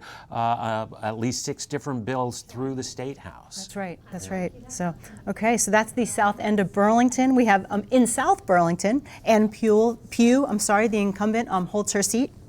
In Williston, Jim McCullough also holds his seat, and Erin Brady wins. Interestingly, gathering more votes than Jim, who's been there for many, many years, as we talked about. Yeah, something like that, yeah. The bond vote in Williston for the water infrastructure passes by 75%. So, big margin there. In Winooski, we just heard that, right? So Hal Colston returns, and Taylor Small will be the new representative from Winooski / little bit of Burlington. Wonderful. And importantly, ballot item, all resident voting, 71% approved that in Winooski. That's incredible. That is a big number. 2,479 votes to 999, 71 to 29%. Of course, this remains to be approved by the Vermont legislature. And with the new senators and new House members going, of course, this will be an issue that they'll certainly review. Yep. What with the city of Montpelier having approved it. Burlington, of course, has visited it on more than one occasion, and I suspect that we'll see it again here before too long. I think here and other towns as well. So the legislature will have to face this. They might be able to hold one down, but I don't know that they can hold any more. So one thing to also mention about Winooski and their ballot questions, there is a question there that states that any initiative that has passed any other town in the state of Vermont automatically would also apply to the town of Winooski. So, and it looks like that also passed. And I believe the legislature has to approve that as well, right? Because it's a charter change. Right. Yeah. So I think that'll be very interesting to see where that comes out in the end. So we'll keep an eye on that for sure. Essex Junction, since we're talking about ballot items, we can talk about the merger. 74% of voters have supported the merger with Essex. One step closer to combining Essex Town and Essex Junction. Yeah, and it is expected that there'll be a vote of both the town and the village in 2021. So this really starts to set that up. Right. And secondly, the Australian ballot item. So that's allowing the budget to be voted on via Australian ballot rather than at voice vote at town meeting. And this also must be just a great success for Elaine Haney, Essex chairwoman of the select board, that both of these ballot initiatives have passed, one less hurdle to have to get over to combining the two municipalities to save revenue for the residents. Yeah, and many things have already happened. As we've heard on town meeting, some of our debates and such, and budget discussions, many of the things have already been combined. And there's a few left that are some of the harder ones, I think, to do. So it looks like they're on a path finally, right? many years of back and forth. While we're in Essex, let's talk about the House races in Essex. So we have 8-1. Mary Beth Redmond and Tanya Wiechowski will be going. And Mary Beth is the Democratic incumbent, and Tanya Wiechowski will be also going to the House for Essex 8-1. Yes. And Essex 8-2, also 2 seats. Lori Houghton, who is the Democratic incumbent, will be returned, and Karen Dolan will also be joining her. And finally, in Essex 8-3, also 2 seats, we have Robert Bancroft, the Republican, will return, and Alyssa Black, the Democrat, will be joining him. And interestingly, this has happened a couple of times tonight, where the incumbent has gotten a few less votes than the challenger. The power of mail-in voting, I guess. Perhaps. It's definitely something new, and certainly all that mail-in voting is something new. So very well could be. Right. Yes. Well, let's head on over to the South End, where again we learned that 2 strong women are replacing 2 strong women and heading to the Vermont House, and we get a response from the local voters in this Exit Voices. You got to be supporting the people that you respect and you want to see in there on all levels. Whether it's not city council this time, but state rep and governor and lieutenant governor, and it's important at every single level, and it's how our democracy functions. We wanted to get out and do our thing, democracy in action. So yeah, we like coming to the polls rather than like mailing it in, just because it's kind of an event. Yeah. So yeah, that's what we did. That's great. And what about was it national issues that brought you here? Obviously. Oh, absolutely, absolutely. If we've learned anything from the past 4 years, it's how important it is to vote. It's just everyone's got to get involved and stay involved. I mean, it's important. So I really wanted to make sure to come out in person and vote, just because it makes me feel like I'm getting involved. This is my first big national election to be involved in, and I just want to make sure everything goes okay. Am I worried? A little bit. I mean, I think everyone's a little bit worried. It depends on what your situation is, but I think I have confidence in America. I just hope that a lot change and that we get a new president and some new representatives in the House to help all people keep a lot of things, progressive and progressing. That's about it. I hope there's no violence tonight, no matter what the outcome is, so that everybody can, stay smart and stay safe, and know that everybody matters. I couldn't bear not to vote in person today. That is why. And the more the person kept talking about invalidating and challenging mail-in votes, the more I thought, I'm not even engaging with that. I am going to my poll place. And fortunately, we live here, and I felt safe doing that. I know, if I lived somewhere else, that wouldn't be an option. I'm very clear on what I'm going to do at the state level, and it's awkward at the national level.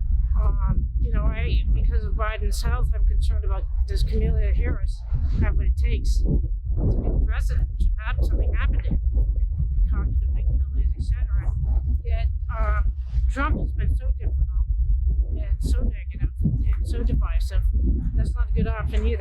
So I think, I'll say God bless America and see what happens when my pen moves when I go inside. Being the first time as a new citizen of this country, I feel the country's future is at stake with this election, and me as a new voter, I feel like people said it is a great privilege to be voting here during this election. So I hope for the best, and good luck, America. Trying to survive the day without major anxiety attacks or puking is really what I'm trying to do today. This is a really tough one, and so much is at stake, and I feel really strange about the fact that both sides probably are as anxious and feeling that there's so much at stake, and it's unfathomable to me, but it's the reality of what this country is like right now. Changing this administration was just the most important thing. I needed to do it personally and not send something in the mail. I needed to just be here in person and put that ballot in. Well, congratulations to our two newest House members from the south end of Burlington, Chittenden 6-5. Gabrielle Stebbins and Tiff Bloomley are joining our very own Lauren Glenn Davidian in Studio Z.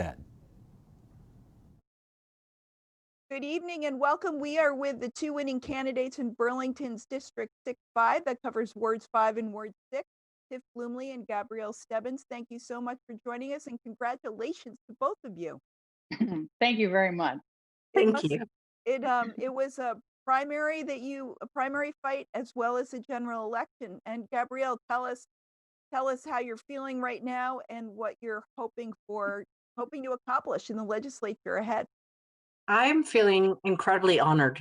While many people felt perhaps separated or distant or lonely through COVID, because I was running this campaign, I met so many incredible people in my community. And I learned so much about what they care about, how they envision the world could be, and what they would like people who make policy to do. So I feel just deeply honored.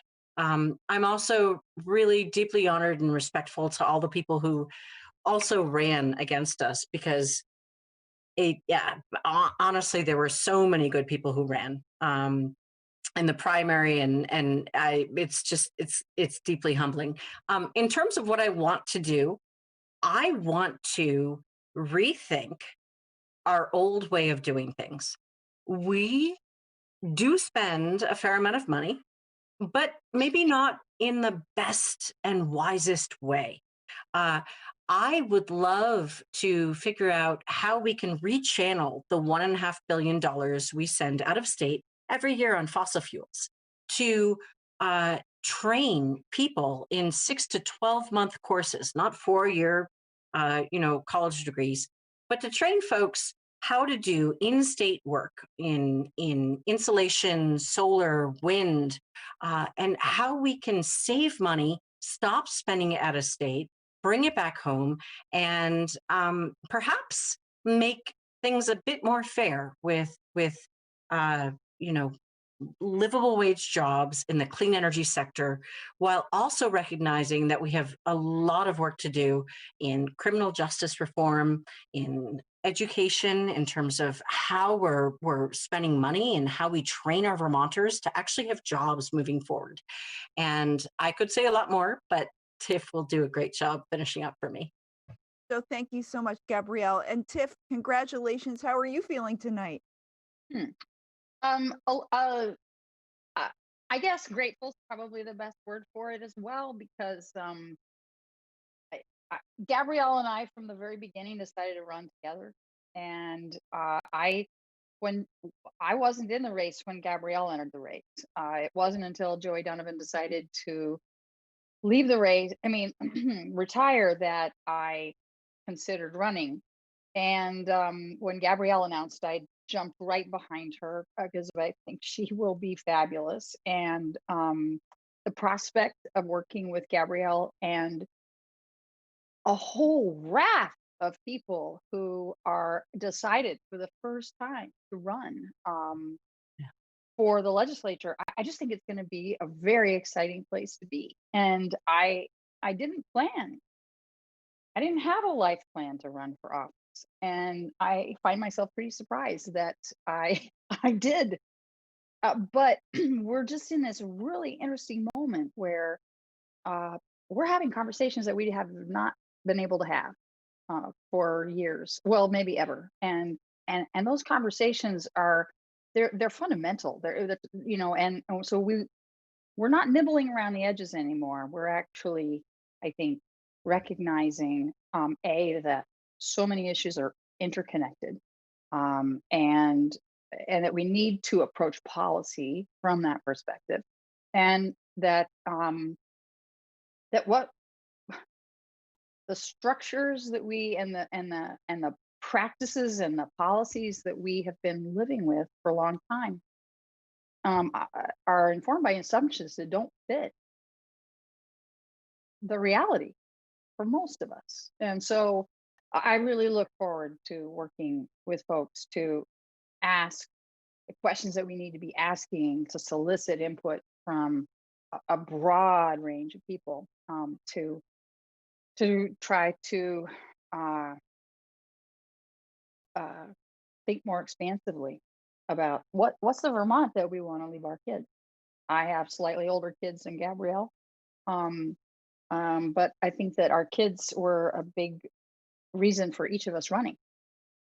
Well, I hope that the two of you will continue the District 6-5 tradition laid down by your predecessors, who Mary Sullivan and Joey Donovan, who served for a long time here at Town Meeting TV, and perhaps do a little regular program so we can talk more about these issues in detail. Absolutely. Sign us up. All right, awesome. Thank you so Yeah. much for joining us. Congratulations, Tiff Bloomley and Gabrielle Stebbins. They are the winners of District 6-5, which includes wards 5 and 6 in the city of Burlington. Back to you.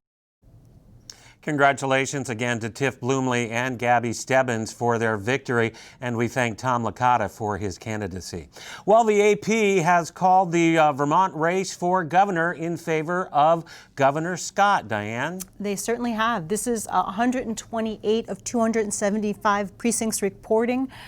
Phil Scott has 130,566 votes, which is 69% of the votes. David Zuckerman has 52,626, which is 28%. Wow. So that's a big number. That's a substantial number. I don't think it was going too much out on a limb to call that, according to AP. But again, that's about half of the precincts reporting. Right. Well, we do have Dave Zuckerman giving his concession speech. Let's listen in.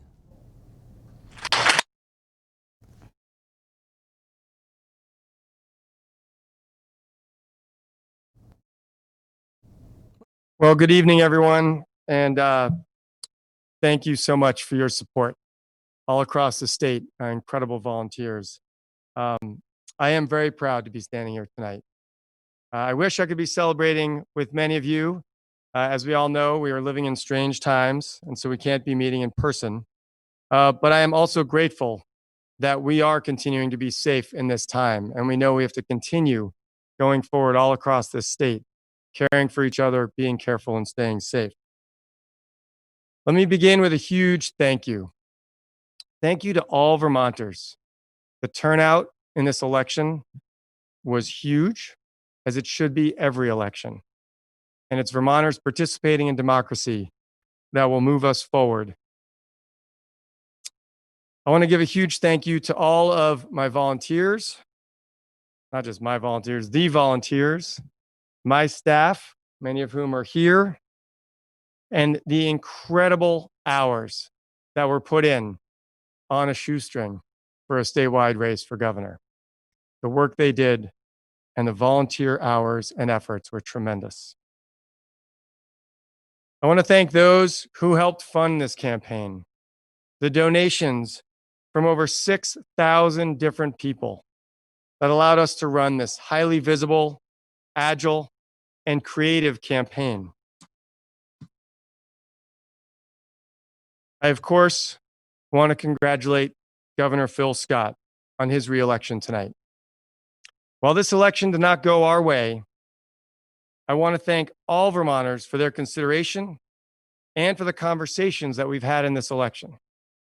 And when I spoke with the governor a few moments ago, I congratulated him and I offered, again, that at any time for these next couple of months, through COVID, through whatever might happen with this presidential election and the outcome of these next few days, weeks, or months, that I am ready to stand by him for our democracy, for the decency that we represent in Vermont, and that we can be leaders across this country if need be in making sure we respect the outcome of the elections and we continue to stand together for democracy no matter what our political differences on the issues. We must remember that the work does not end tonight. The work starts tonight. Vermonters know that we must make sure that all workers are paid enough to meet their basic needs. We know that this winter is going to be extremely difficult for many through COVID, through the cold, through housing, through food, through heat, and the concerns that many are going to face in the COVID situation. We know they have to have the resources necessary as we continue to feel the impacts of the COVID pandemic. We must continue, and I know legislative leaders and the governor will fight for our education system, our schools, and our teachers. This goes from childcare through to our state colleges, which we must find a way to keep open, to serve our youth in their future, to serve the people that are working there and their families, and to serve the communities that they support, as well as provide future workforces for. We have to keep and work to rebuild our rural economy. And that especially means expanding broadband into our rural areas to give folks the opportunity to work, learn, and have access to vital resources from their local community, not only now in the short term, but for a prosperous future. We must create good paying jobs by expanding renewable energy in Vermont. We know we've lost hundreds of jobs over the last few years, good paying jobs that if we work to tackle the climate crisis and build our economy, we can repatriate those jobs throughout rural Vermont. This will help us address the climate crisis and reduce the energy burden on struggling and fixed income Vermonters. We must fight for our unemployed Vermonters who are suffering and will continue to suffer as we enter these winter months. And we have to tackle our racial justice issues head on, not just with words, but with real action. We must fix systemic racism issues that have been instilled over centuries. We must establish a task force to look at possible reparations with timelines.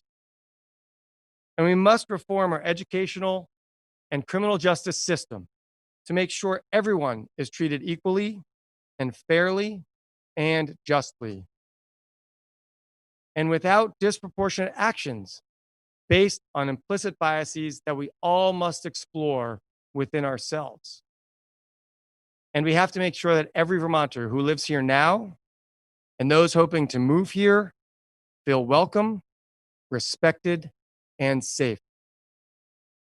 And in this moment, as thousands of Americans, including some and unfortunately more Vermonters, while they are suffering with the coronavirus, we must make sure that Vermonters have access to the health care and paid sick and family leave that they need.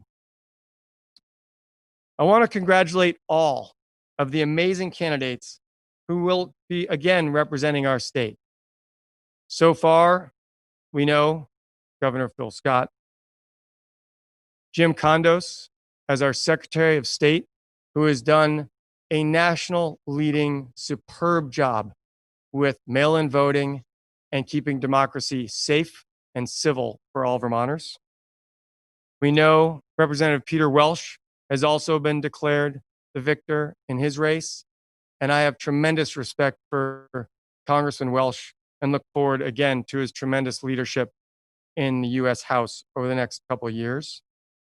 And I'm pretty sure and hope that Attorney General TJ Donovan, Treasurer Beth Pierce, and Auditor Doug Hoffer will also be reelected. And I wish Molly Gray well in the upcoming results as well. Additionally, so many other candidates up and down the ballot deserve appreciation for their effort and their work in running for office with the goal of serving to make Vermont better for their neighbors and their communities. And also, congratulations to all of those who put themselves out there, win or lose, for that work and effort to expand our discourse and democracy and ideas. And at the national level, I truly believe that Vice President Biden will be our next president. And I truly hope that he is. And I'm pleased today also that Governor Scott declared his vote for Joe Biden, something we have in unity and common. I've dedicated my life to organizing for the climate, for our economy, our health, our rural populations, and our youth. And I look forward to organizing beside President Biden for these issues with millions of Americans across this country. And while Governor Scott will continue in his service as governor of Vermont, I know there is so much more that I can do, that we all can do together to continue to fight for the issues we believe in. I want to thank you all again. And tonight, our work begins. And I know those of you that were out there supporting me, and even many of you that voted for Governor Scott, believe in these common issues and will continue to work for that better future for Vermont. Thank you very much.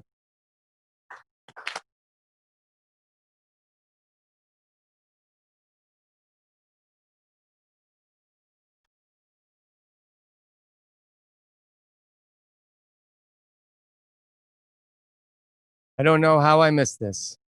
I don't know if we're still on. Yeah, you are. Go ahead. But my family, who, with my spouse being compromised, is not in this room with us tonight, has been with me through these races for years and years and years. And the support that a family gives and that my family has given me is so meaningful and so critical. And I would not be standing here remotely, I guess virtually, remotely, really, whatever, strange times that we're in, if it weren't for their support and sacrifice. The sacrifice of children in such a family, in such a race, is also tremendous. And I want to recognize not only my family, who have been amazing through all of this, but again, also the families of all the candidates across this state and across this nation, who really give up a huge amount of time with their parent or loved one who is running for office. And my family has been amazing at running the farm, trying to do school homework, and with the help that I could give late at night or early in the morning. And I just really must thank them from the bottom of my heart. So thank you, family, as well. And thank you, team. Well, our thanks to Lieutenant Governor David Zuckerman for his candidacy. It's unfortunate he's coming up short in his bid to unseat Republican Governor Phil Scott. It's got to be a disappointing loss for him, Diane. Absolutely. I think he had really, as none of us had any idea what was going to happen. Certainly, I think he was really hamstrung by COVID and by the governor being on 2 to 3 times a week It's just It's hard to overcome that. It's really hard to overcome. 21 years in Montpelier, 7 as a House member, 2 as a senator, and 3 years as a lieutenant governor. It comes to an end this evening, but I don't think we've heard the last of David Zuckerman, him being a very strong advocate for a legal marketplace for marijuana. Yes, absolutely. I don't know that he'd be necessarily going to run for office again. He might kind of enjoy not having to do that. Well, but he might be an advocate for that initiative to help steer it through the Senate and the State House as they try to come to that legal marketplace.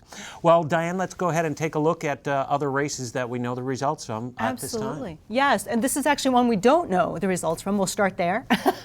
This is the Chittenden County Senate results. We have 4 incumbents, we have 2 open seats, and 13 candidates, and that you're seeing the scroll through them right now. These are not final results. These are only from certain communities, and if we open up one of them, you'll get a sense. There we go. So we don't have Bolton, Jericho, Milton, St. George, Shelburne, etc. If you see 0, we don't have those. The others are the precincts that we do have in. Oddly, we're missing Burlington Ward 1. So at this point, we really can't. Well, I suppose we could make a prediction, but we're not going to make a prediction. We have a ways to go. We probably will not get those results for quite a while yet. And also, you'll also note they're very close together. Yeah. The percentages are 12 and 13%. 12, 13, 10, 11, so they're really close. So we really do need to get more results before we can But really it's say interesting much. as you look at the Republican candidates, they're down at 4 to 6% Yes.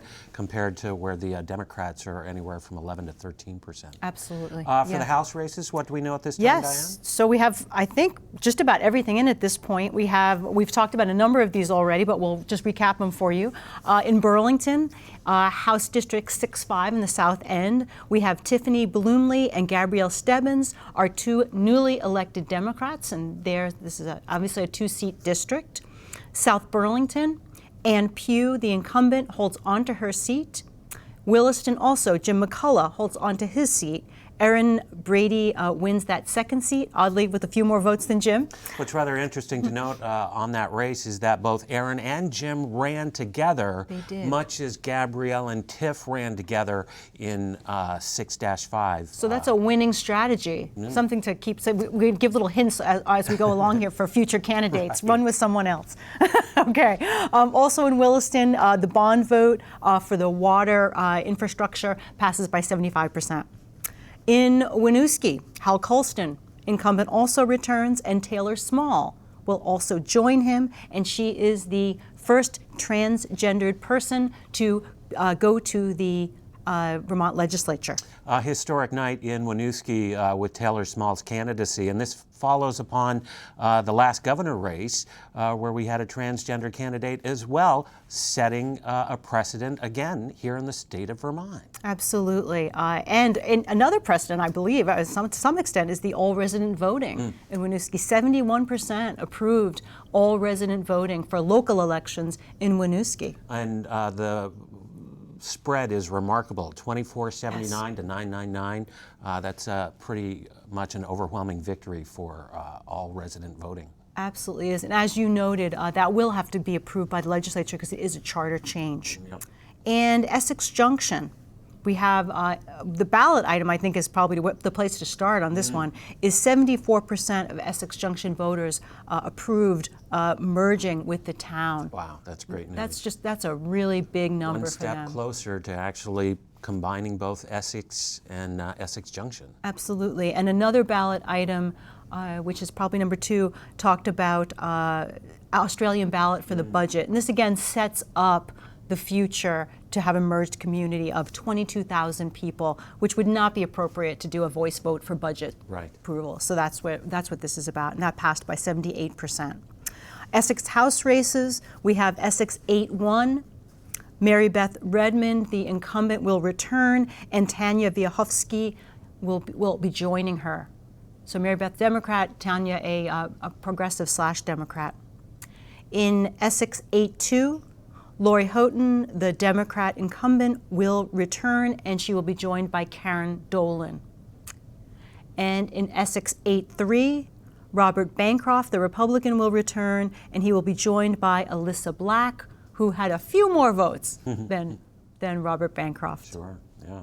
Congratulations to Alyssa, and she'll head to the State House as a big gun control advocate to make our communities safer from gun violence. Well, that's what we know at this time. Let's head on over to Studio Z, where our very own Lauren Glenn Davidian checks in with Kit Norton from Vermont Digger. Kit Norton, reporter with Vermont Digger, thanks so much for joining us tonight. My pleasure, Lauren Glenn. So tell us, I've been in a little bit of a hole here, a news hole. Tell us what results we know about on statewide level races. Right. So what we know is that the Associated Press has called the race for Governor Phil Scott over Lieutenant Governor David Zuckerman. They called it around 8:37 p.m. The incumbent governor was around 68%, while Zuckerman was having 28%. So a wide margin. So they decided to call that early, and we're still waiting for the lieutenant governor's race. As of now, with around 100 precincts reporting, according to AP, Democrat Molly Gray is holding a lead by about 50% to Republican Scott Milne, who's around 43%. So she has a lead, a pretty strong lead here going into the 9 p.m. hour. So we'll see how that shakes out here in the coming minute. So are you surprised about the Phil Scott result? You know, it shouldn't come as a big shock to see Scott coast to reelection. You know, this is a very popular incumbent Republican who was buoyed by the way he's handled COVID-19, and Lieutenant Governor Zuckerman, who has had dominance in his own right in previous statewide elections. You know, he was really handicapped by having to go up against this Republican governor and how he was dealing with COVID-19, and he's handled it very well. So this was a big challenge for Zuckerman, and as we're seeing the results, he wasn't able to overcome that ability of the governor to use COVID-19 to his advantage in the political sense, even though if you asked him, he would say he was never using it for his political ambition. Well, it's interesting because both Zuckerman and Tim Ash are not going to be in the legislative game anymore, and those are two pretty strong progressives. What do you see in terms of progressive representation coming into the legislature? Is there any? Well, you know, this is a very interesting aspect also. If we're looking simply at people who have been aligned with Senator Bernie Sanders, who are now starting to move out of the legislature, this is another subplot, if you would, in this election that's going on. You know, in terms of progressives picking up seats, they're about going to stay even. Emma Mulvaney Stanek is expected to take hers. So I'm not sure if that's been called or not as of yet. So there's one. She's expected to caucus with the progressives, as she said.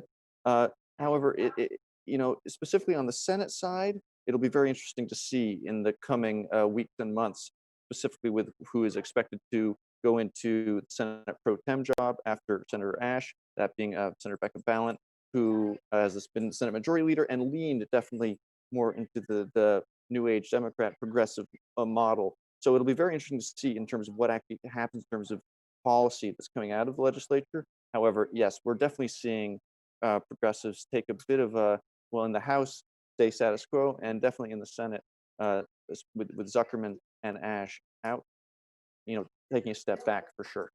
And what other state Senate races are you watching this night?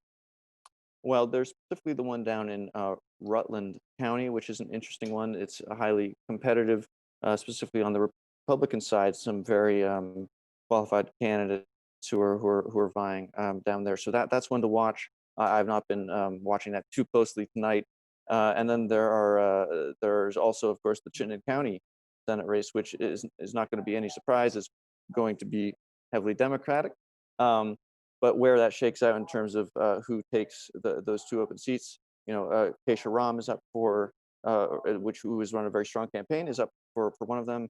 Thomas Chittenden as well, who both performed very, very well in the primary. How that's all shaking out is yet seen.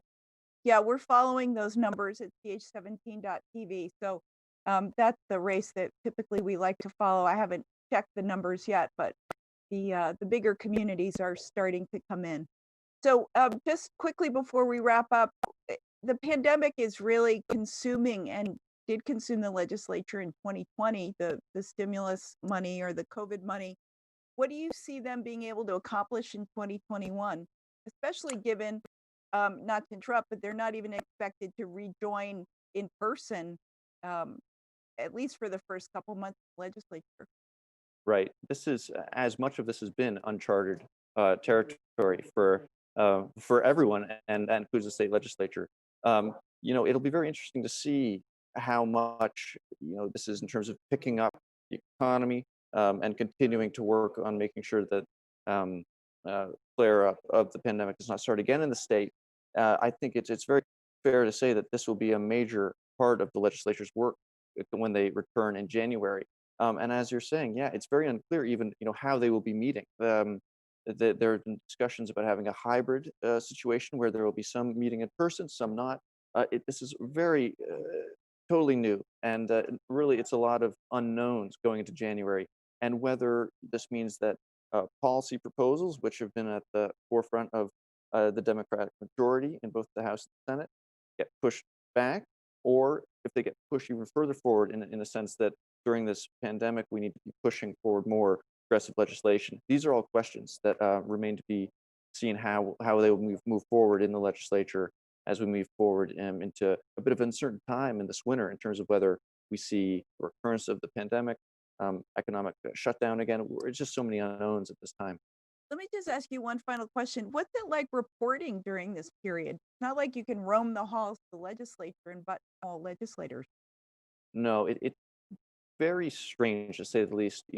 It's a lot of time on Zoom calls, but it's very difficult to actually get a sense of what's going on, and also to kind of hunt down lawmakers and kind of get the scuttlebutt, because they can control. If they don't want to talk to you, they won't return your call. Instead of if you're meeting them up in the hallway and you can kind of corner them, they kind of have to answer you. So that's definitely different. And then also just in this campaign, it's been very odd.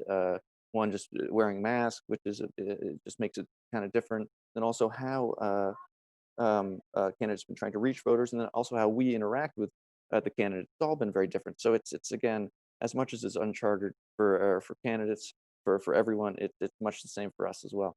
Well, Kit Norton of Vermont Digger, thank you so much for your time tonight. We look forward to your reporting on this night. Thanks so much.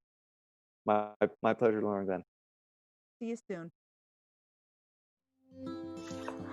Town Meeting TV is really essential for ensuring that democracy remains and that the public are, really involved and understanding of the conversations and policy discussions behind decisions that affect their lives, whether it's raising their taxes or changing a zoning law or agreeing that we should require face masks in businesses in South Burlington. There's all sorts of really important issues, some more important than others, it appears, but Channel 17 and Town Meeting TV really helps the public and assists them in a way they can follow those developments and they can see democracy in action. Our thanks to Kit Norton from VermontDigger.org for that expert analysis. And Diane, I thought it was rather remarkable point that he made with the departure of Tim Ash and David Zuckerman from the State House in Montpelier, that these two Sanders acolytes are leaving the government. And does this, in essence, mean a sea change sort of for the political party in Montpelier? Yeah, and I think what's interesting, though, he's also mentioned that some of the younger folks, shall we say, are coming in, like Emma Mulvaney-Stanek, who's running unopposed. Right. So perhaps it's a little bit of a changing of the guard. Right. Yeah, and we certainly saw that in Burlington's local elections in a much bigger sense in terms of really the old guard and the new guard having very different ideas well. Right. So that will be interesting to see if that translates into the legislature as well. Wonderful.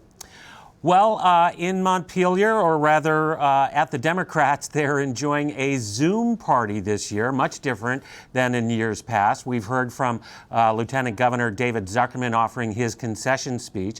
Well, earlier this evening, TJ Donovan spoke, and he was introduced by Representative Christie from Windham County. I have the honor of introducing our incumbent Attorney General, TJ Donovan. I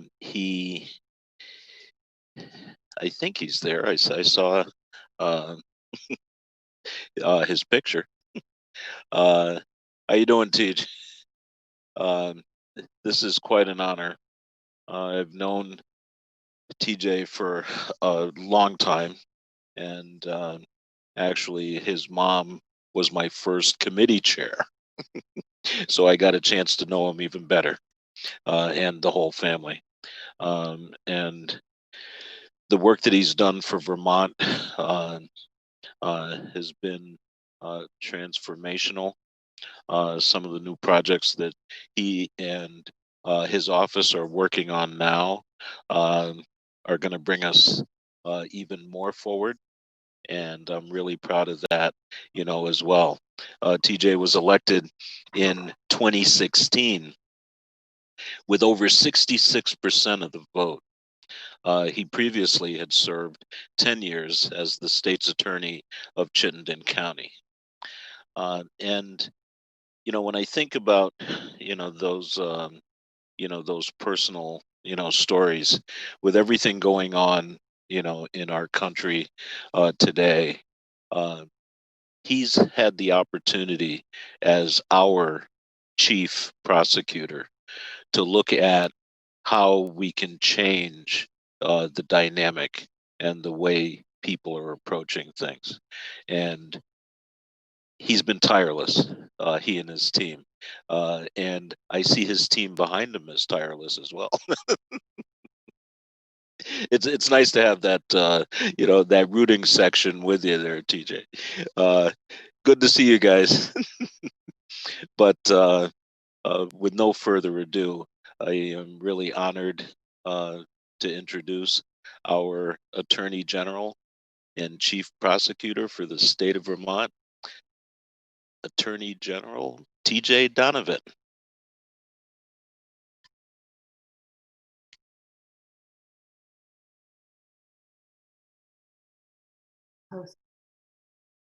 Hey, Coach, thank you so much for those kind words.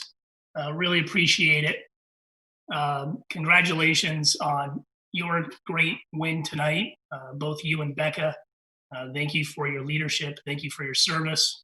And I look forward to working with you to continue to transform our criminal justice system, to address the issues of inequality, to address the issues of racism, to level the playing field, and make Vermont a better and more safe and fair place for all of us. And Coach, I want to particularly thank you for your steadfast leadership on the issues of equity, on the issues of addressing racism in our state. We owe you a great gratitude, and I look forward to following you into the next session, my friend, as we move forward to make our state even better and more fair for all of us. Thank you, Coach. And I just want to quickly say thank you to the Vermont Democratic Party as well for all your great work and for your support over these last couple months. I don't think they've called my race either, but the numbers look good thus far. I'm here in my kitchen in South Burlington with my wife, Jess, my son, Jack, who's over on the side, and my other son, Emmett, who were very excited to get on camera earlier, but then, of course, when we went live, they disappeared. I guess they don't take after their father in that regard. I'm looking forward to returning as Attorney General just to continue to bring competent, common sense, and compassionate leadership as the Vermont's chief law enforcement officer. I've always believed that the best way to enforce the law in this state is to give people the opportunity to comply with it. That means listening to people. That means when people are asking a question, that we try to answer it.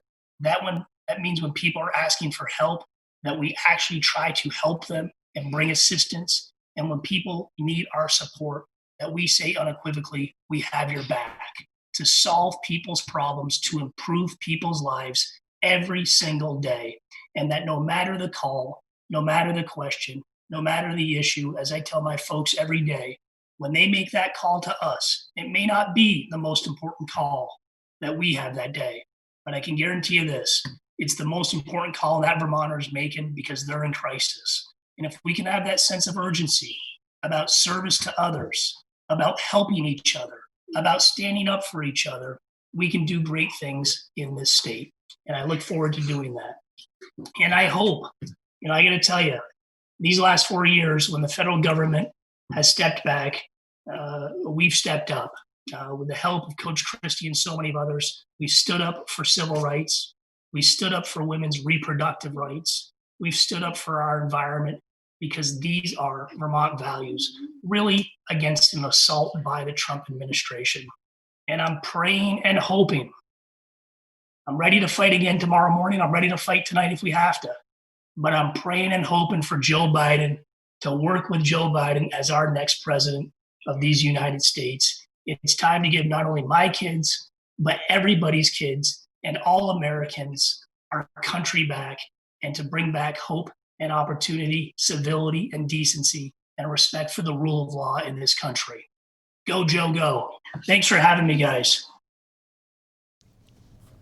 And congratulations to T.J. Donovan. He returns to the Vermont State Attorney General role for his third time. His mother, of course, is Joanna Letty Donovan, who leaves the State House. I would imagine there's a little bit of a mixed emotion going on in that household this evening. I bet that's true. I was hoping maybe she'd be in the background, but I think it was the kids instead. Right. So. Well, Diane, let's go ahead and take a look at the recap of the Chittenden County House races that we know the results of at this time. Absolutely. So we'll start in Burlington. In the South End, 6-5, we have Tiffany Bloomley and Gabrielle Stebbins, the two newly elected Democrats. Taking over for Mary Sullivan and Joanna Letty Donovan. Absolutely. South Burlington, Ann Pugh holds on to her seat. Williston, Jim McCullough also holds on to his seat and is joined by Erin Brady. They both ran together. They did, and they both won. And we should also say in Williston, the bond vote for water infrastructure passes by 75% of the vote. In Winooski, we have Hal Colston, who will also return, and he'll be joined by Taylor Small. Remarkable. Just a historic evening in Winooski, and congratulations to Taylor. She must be on top of the world. It sounded like she was in that little interview she did, yes. Didn't she? Yeah, absolutely. And also, important ballot item, all resident voting, 71% approval. So that has passed and will go to the legislature as a charter change. Essex Junction, we should talk about, I think, the ballot item, the 74% of Essex Junction voted to merge with the town of Essex. One step closer to combining Essex and Essex Junction into one municipality to save residents money and offer more services for less cost. Let's hope. Anyway, that's certainly and they have been proving that along so far as well. A second item in Essex Junction is about voting for the budget via Australian ballot rather than voice vote at town meeting. Again, vote for that. Sets up the future for the merged communities. Yep. And we'll talk about the 3 Essex House races, and we have an apology for Essex 8-3. We have a correction. I thought it was actually 2 seats. It's only a one-seat district, so there is an upset. There is an upset. Upsetting the Republican incumbent there. By 8 percentage points. That is significant. Yeah, that's over 200 votes that she wins by. And this is just a sea change for that district. Bancroft, Republican, serving that seat for a number of years.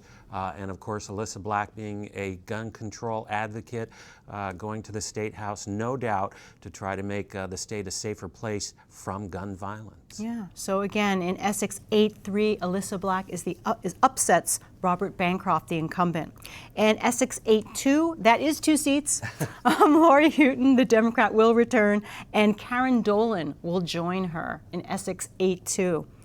Essex 8-1, Mary Beth Redmond, the Democratic incumbent, will return, and she will be joined by Tanya Wiechowski, who is a progressive /Dem in Essex 8-1.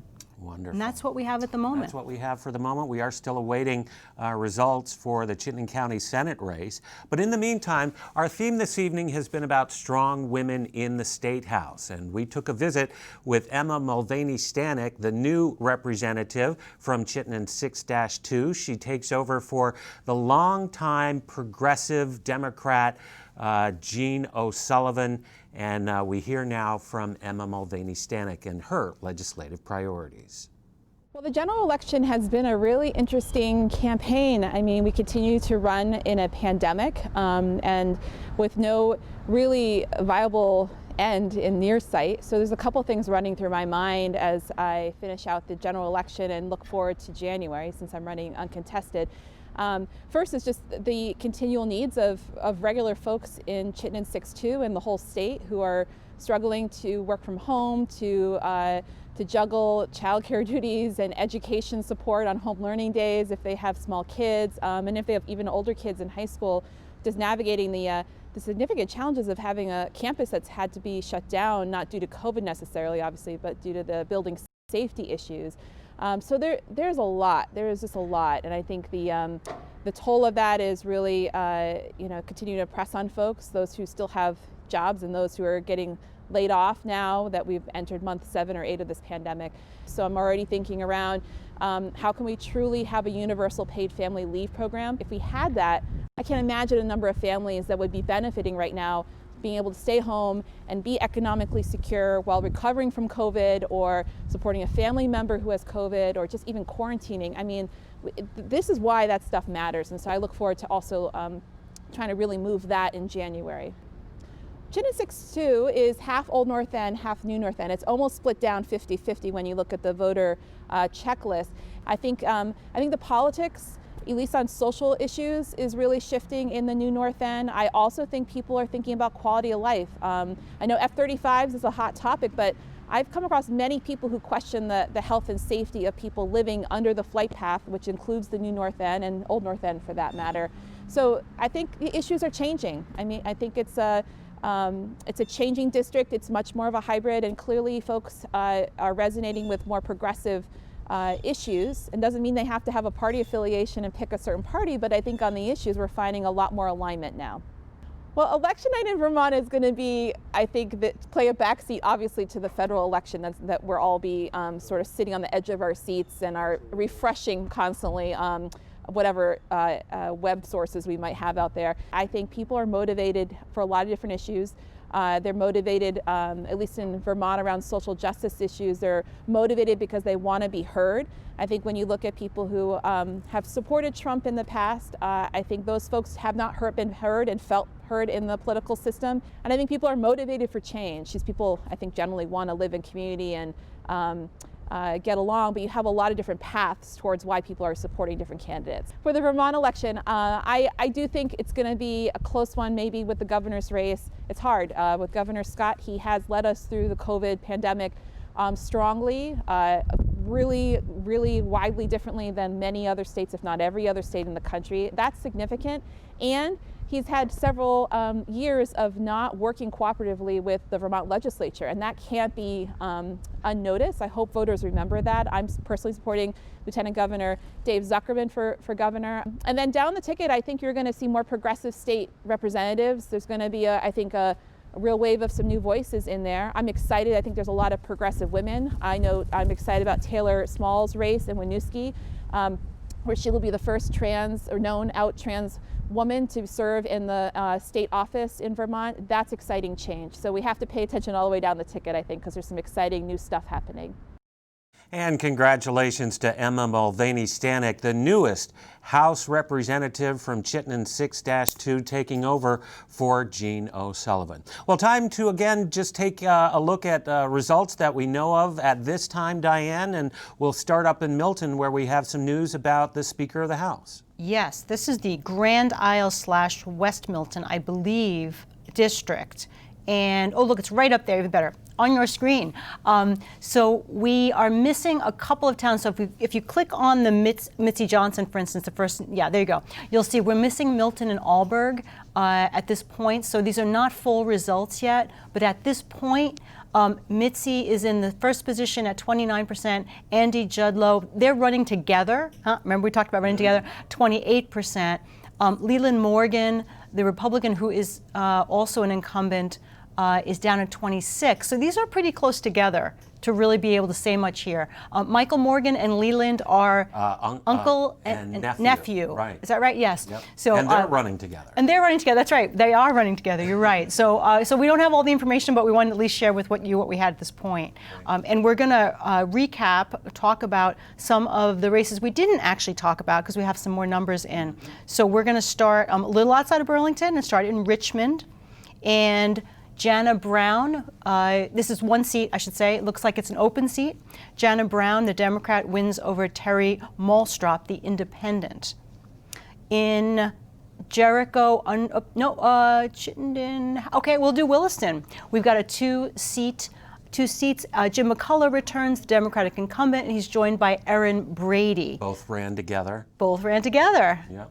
Thanks to Tony O'Rourke for his candidacy.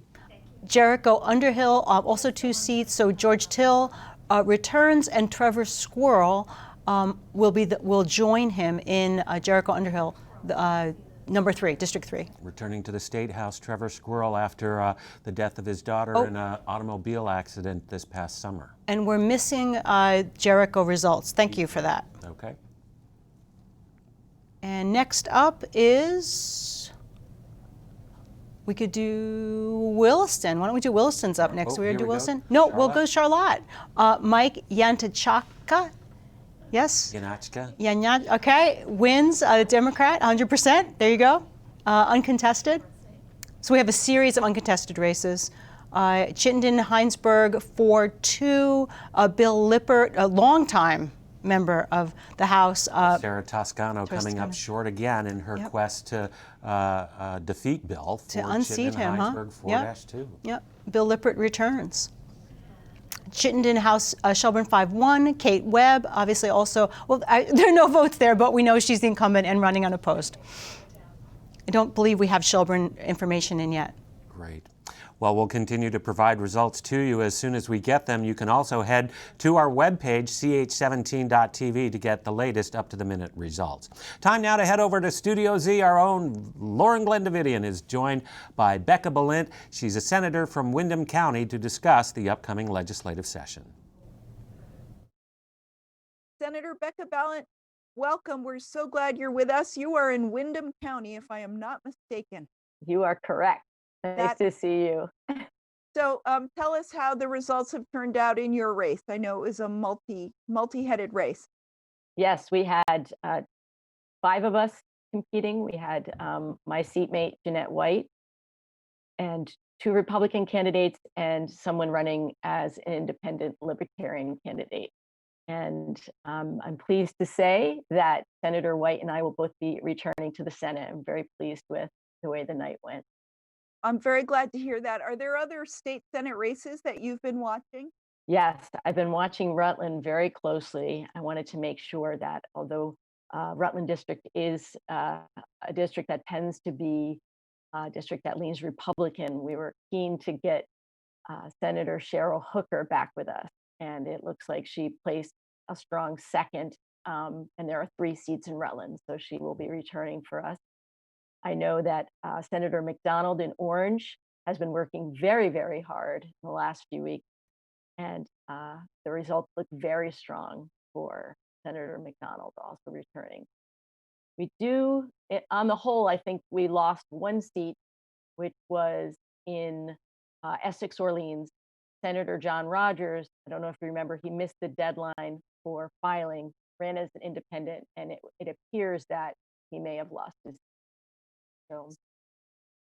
Yeah, so there's 14 counties, but I'm sure you're watching closely. I understand that you might be assuming or hoping to assume a leadership position in the Senate. You are going to see. Yes, so I am running for pro tem, and for people who don't follow the Senate very closely, it's sort of the counterpart to the House Speaker of the House. And we've never had a woman pro tem in the history of Vermont. And I'm hoping that a few weeks after this election wraps, we will be meeting together as a caucus, either virtually or in person, to elect a pro tem. And I believe, fingers crossed, that I will be elected the next pro tem.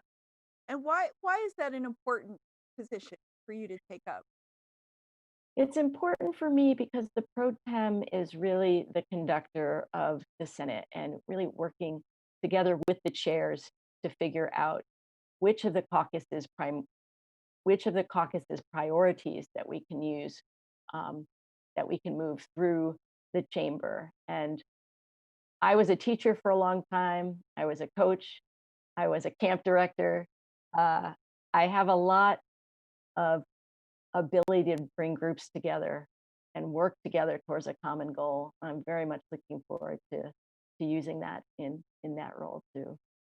And have you heard about Mitzi Johnson's race up in I the have Islands? not. I have not yet. I was watching mostly my Senate races, but I know that there was some concern that that might be a nail biter, but I don't know. Yeah, we don't. I think the Secretary of State has some numbers. They seem a little strange, so we're not exactly sure yet. So Waiting yeah. for some different precincts to report in.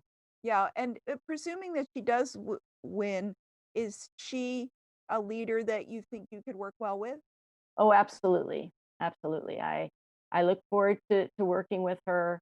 I know that, like with any leadership relationship, there will be points of agreement and points of disagreement. But I know that we've already started with open lines of communication between the two of us. And we're going to have to work closely and carefully over the next few weeks to figure out what the legislative session will look like because of COVID. And the last time she and I talked was before we had the big outbreak related to the COVID outbreak related to the hockey game and the various other sporting events at the ice rink in the Montpelier area. So the landscape has changed a little bit, so I'm not exactly sure what it will look like yet. And the Senate Rules Committee will be meeting this week, at the end of this week, to talk about it. And then we'll have to get together with a joint rules meeting between the two chambers to really try to iron out the details. We want to keep people safe and also do our effective work, which I know you're in the State House a lot. You know how it works when we're all in there. Zoom is a little different, as you know. Well, I wonder, is there a legislative agenda besides the pandemic? Well, that it will be determined when we meet as a caucus. Certainly, I have things that I would like to continue to work on, which have been my priorities for a couple of years, including more housing in the state is something the Economic Development Committee has worked on quite a bit in the Senate the last few years. I want to continue that. And I think the pandemic has also shown us we have to make more headway on the child care issues here in Vermont. And so those are two things that are important to me, but I know that my caucus will have their own priorities that we'll debate the merits of each. And then finally, Governor Scott's been reelected. I wonder what is your working relationship, or what do you expect that will be? You know, I'm an optimist and I'm a glass half full kind of gal. And I look forward to working with the governor. I know that there are points of agreement that he has with the legislature, and every session is a new session. And so whatever came before, that is behind us. And I'll be looking ahead, be working on behalf of Vermonters, which I know he would like to do as well. And Mitzi is somebody who is keenly interested in making sure that we're doing right by our constituents. So I'm looking forward to it. There's certainly going to be, there'll be some spicy moments, I'm sure, but I know that in my past dealings with him, he is somebody that I feel like I can be candid with. Well, thank you so much, Senator Ballot. I just wanted to also just give you a special thanks for all the support you've given to Public Educational and Government Access TV as we look for different ways to fund this work and programs like this. So thank you very much for your support in the last session. We appreciate it. You're so welcome. You have a good night, and fingers crossed for for a good night for all of us. All right. Thank you very much. Good night. Bye-bye.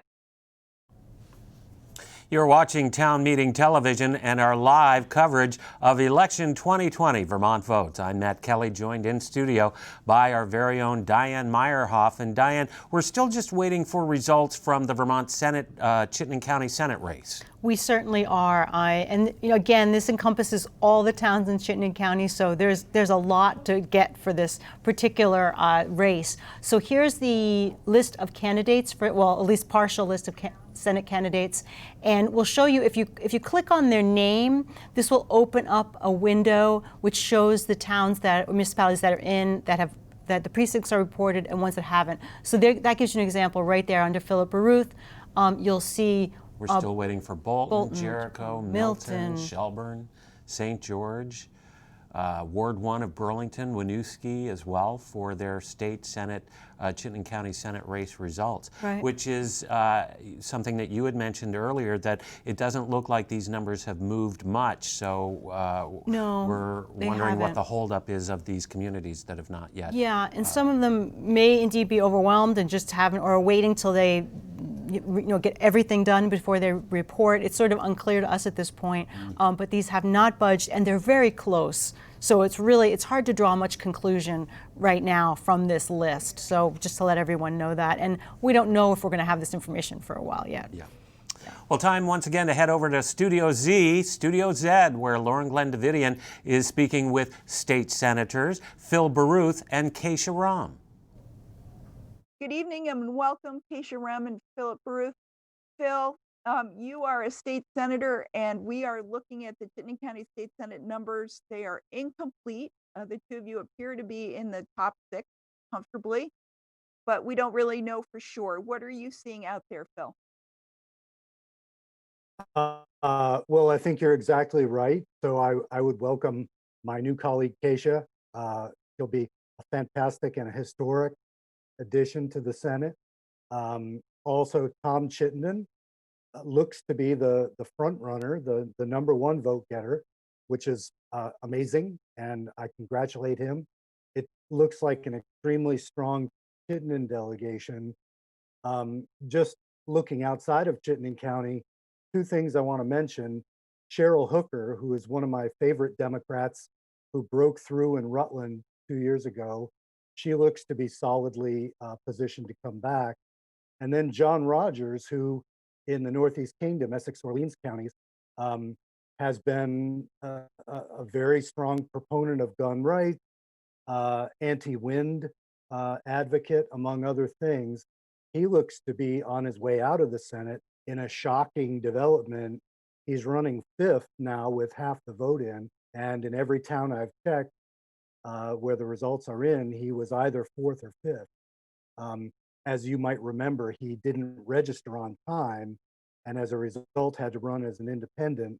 And it looks like in Essex, Orleans, people either voted, all red or all blue, and there were no votes left for the independent. So that's first blush for me.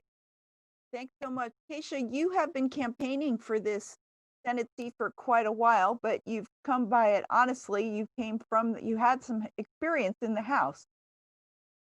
Well, I don't take anything for granted, and campaigning in a pandemic was not easy.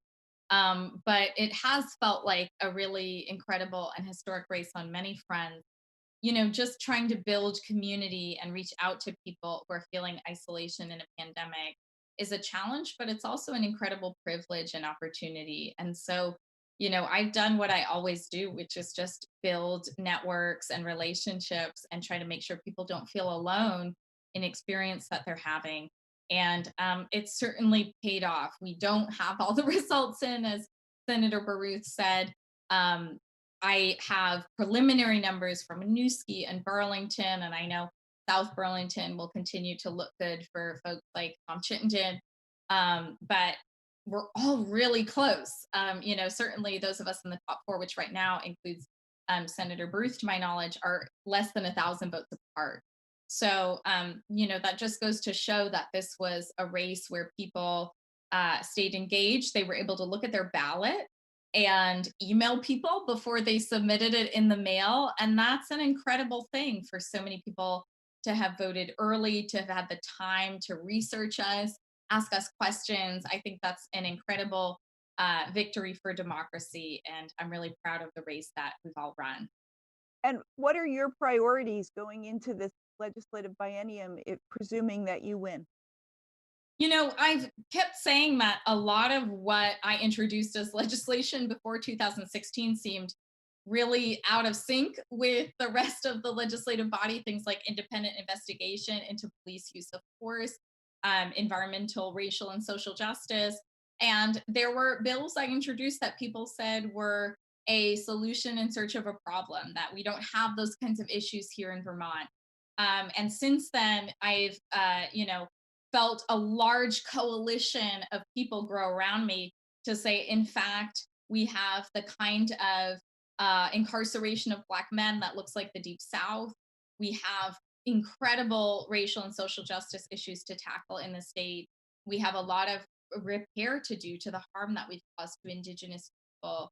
And we have a lot to do to welcome new Americans who will form the basis of our economy into the future if we are going to have demographic growth and generational growth.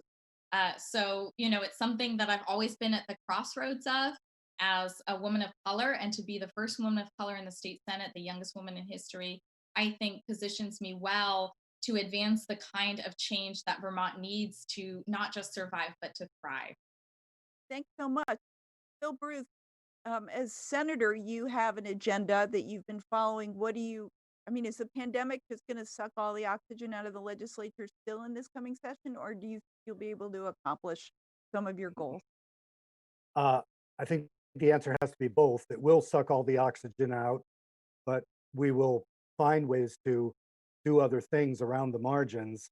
If you look at the map now, it's truly frightening what's happening in the Midwest and the upper Midwest.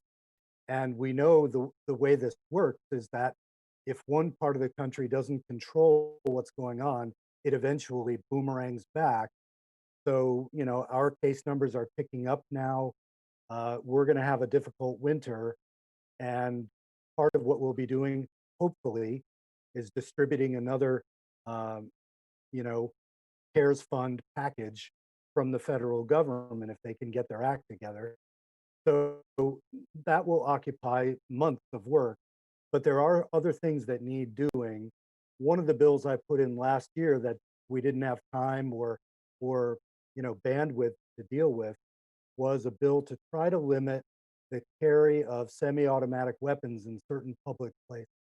And one of the things that we've seen during the pandemic, if you want to call it the anti-lockdown movement, is that in open carry states, takeovers of state houses, intimidation of elected officials, kidnapping plots, things that are really, really frightening given what we expect out of America. And so I plan to come back with a version of that bill that I put in last time, with special emphasis on the problems that have turned up around gun violence during the pandemic. What are you seeing I'm sure you're watching the national results. Give us a quick update what you're seeing there. Well, I'm sure like everyone in your audience, I'm watching with my stomach going up and down and up and down. The news out of Florida was not great because it seems as though Joe Biden is underperforming his poll numbers there by a couple of percent, 2-3%, which doesn't sound like a lot, but his leads in 3 or 4 of the swing states are right at that threshold, 2 or 3%. So my hope is that he can still take North Carolina. He looks like he's running stronger perhaps than they thought in Ohio. Arizona, North Carolina, Ohio are possibilities, but it's really, I think, always going to come back to those 3 blue wall states, Michigan, Wisconsin, and Pennsylvania, all of which he was polling 5 points or above.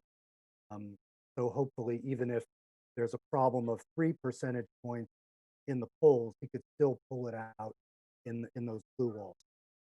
Keisha, are you surprised how close this presidential election is?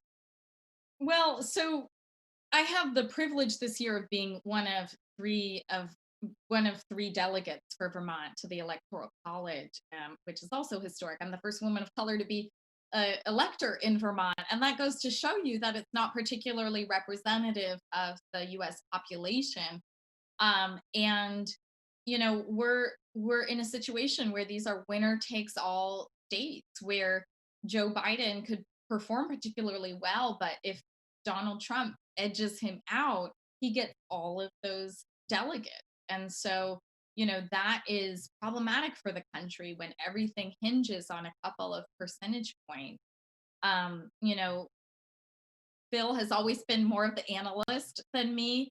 I'm certainly watching with bated breath. I think, Donald Trump had to pull out several coin toss wins in a row. And at the same time, we are going into redistricting in the Senate, which has a relationship to national conversations about who whose voice is heard more, how we count votes, how all of this plays out in our electoral college, which is rigged against large populations in our urban center. So, we should take these results, even if Joe Biden wins, which I hope he does, with a grain of salt that our population centers are underrepresented, and they largely are made up of Black and Brown Americans, and it's increasingly unfair that we are looking at a handful of white rural states to decide our delegate count. So, we really do have to be paying attention to the overall fairness of our electoral system. I want to thank you both for joining us. We'll stay tuned to see what results come in for the Chittenden County State Senate. I want to thank you both, Senator Phil Baruth and Keisha Rum, who's a candidate for Chittenden State Senate and a former House member. Thank you very much for joining us. And we'll talk to you soon. Thank you. Thanks very much, Lord. Thanks so much. And to Phil Baruth for that report. We are still waiting for final numbers on the Vermont Chittenden County State Senate races. We're also waiting for final numbers in the Lieutenant Governor's race and to hear from either Molly Gray or from Scott Milne. At this time, we have some unofficial numbers, Diane. We do. We have 176 of 275 precincts reporting. This information comes from Channel 3.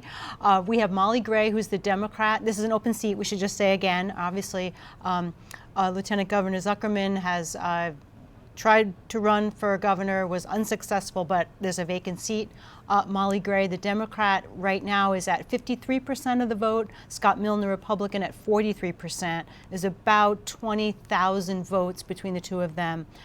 So still early to call that one. I don't think AP has called that election yet. Okay. So great. Yeah. Well, we'll wait for numbers and to hear from either candidate on this evening's broadcast. But in the meantime, Vermont State Treasurer Beth Pierce is facing re-election, and her numbers look to be quite favorable. What we have at this time, again, are unofficial numbers. Diane? Yes, so again, 176 of 275 towns reporting, and Beth Pierce is at 59%, about 150,000 votes, and Carolyn Brannigan is about 80,000. She's the Republican, about 32%. Wow. So it looks pretty safe to say that Beth Pierce will return as Vermont State Treasurer, a job that she also said she loves doing. And it's great to see. Well, we hear from Beth Pierce as she stopped into the virtual Democratic Party. It's fantastic to have State Treasurer Pierce with us. I don't know if they've officially called her reelection, but looking at the numbers, it's very clear what's happened, that she is being reelected. And it's hard to think of any public servant who deserves it more than Beth. She works tirelessly on behalf of all Vermonters, taxpayers, people who rely on government programs. She defends the rights of people to economic dignity, to retirement, to union representation. She is the most responsible custodian of public money that is in the country. She's been recognized by her colleagues across the country for her leadership. We are so proud to have Beth Pierce as our state treasurer. as our Democratic state treasurer. So with that, congratulations, Beth, and we're looking forward to hearing from you. Well, thank you very much, and congratulations to all the candidates. It's going to be a long night, and we're hoping for the best in D.C., and hopefully we win the presidency and take the Senate. So we've got a ways to go to find that information. Now, I believe that every vote counts, so I'm not ready to declare victory in any way since, but it is looking good, and would go ahead and have a conversation with you right now, but I'm going to wait till every vote is counted, because that's what we do in this country. That's what we do in this state. And as Jim keeps saying, that's your voice. Your vote is your voice. So thank you. Now, I would say first and foremost that it has been my great honor to serve the people of Vermont as a treasurer. It is the greatest honor in my life, and I look forward to the opportunity to continue to do that and the good work in the treasurer's office. I love the job. It's what I do for a living. In terms of 43 years of government service, this is how I serve Vermonters, and it's just been a pleasure for all these years. When we talk about my office and what we talk about what we do, I have one overriding mission, and that is that every single person in this state, every single person should have an opportunity for a lifetime of financial well-being. You want it for your family, you want it for yourself, I want it for every single Vermonter, and that's the core of what we do.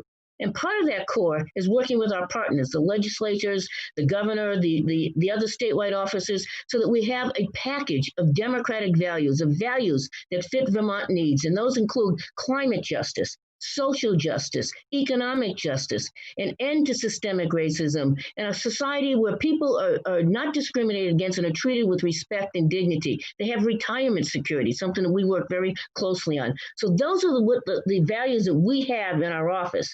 For me, that is the bottom line. I like bottom lines. I'm a treasurer.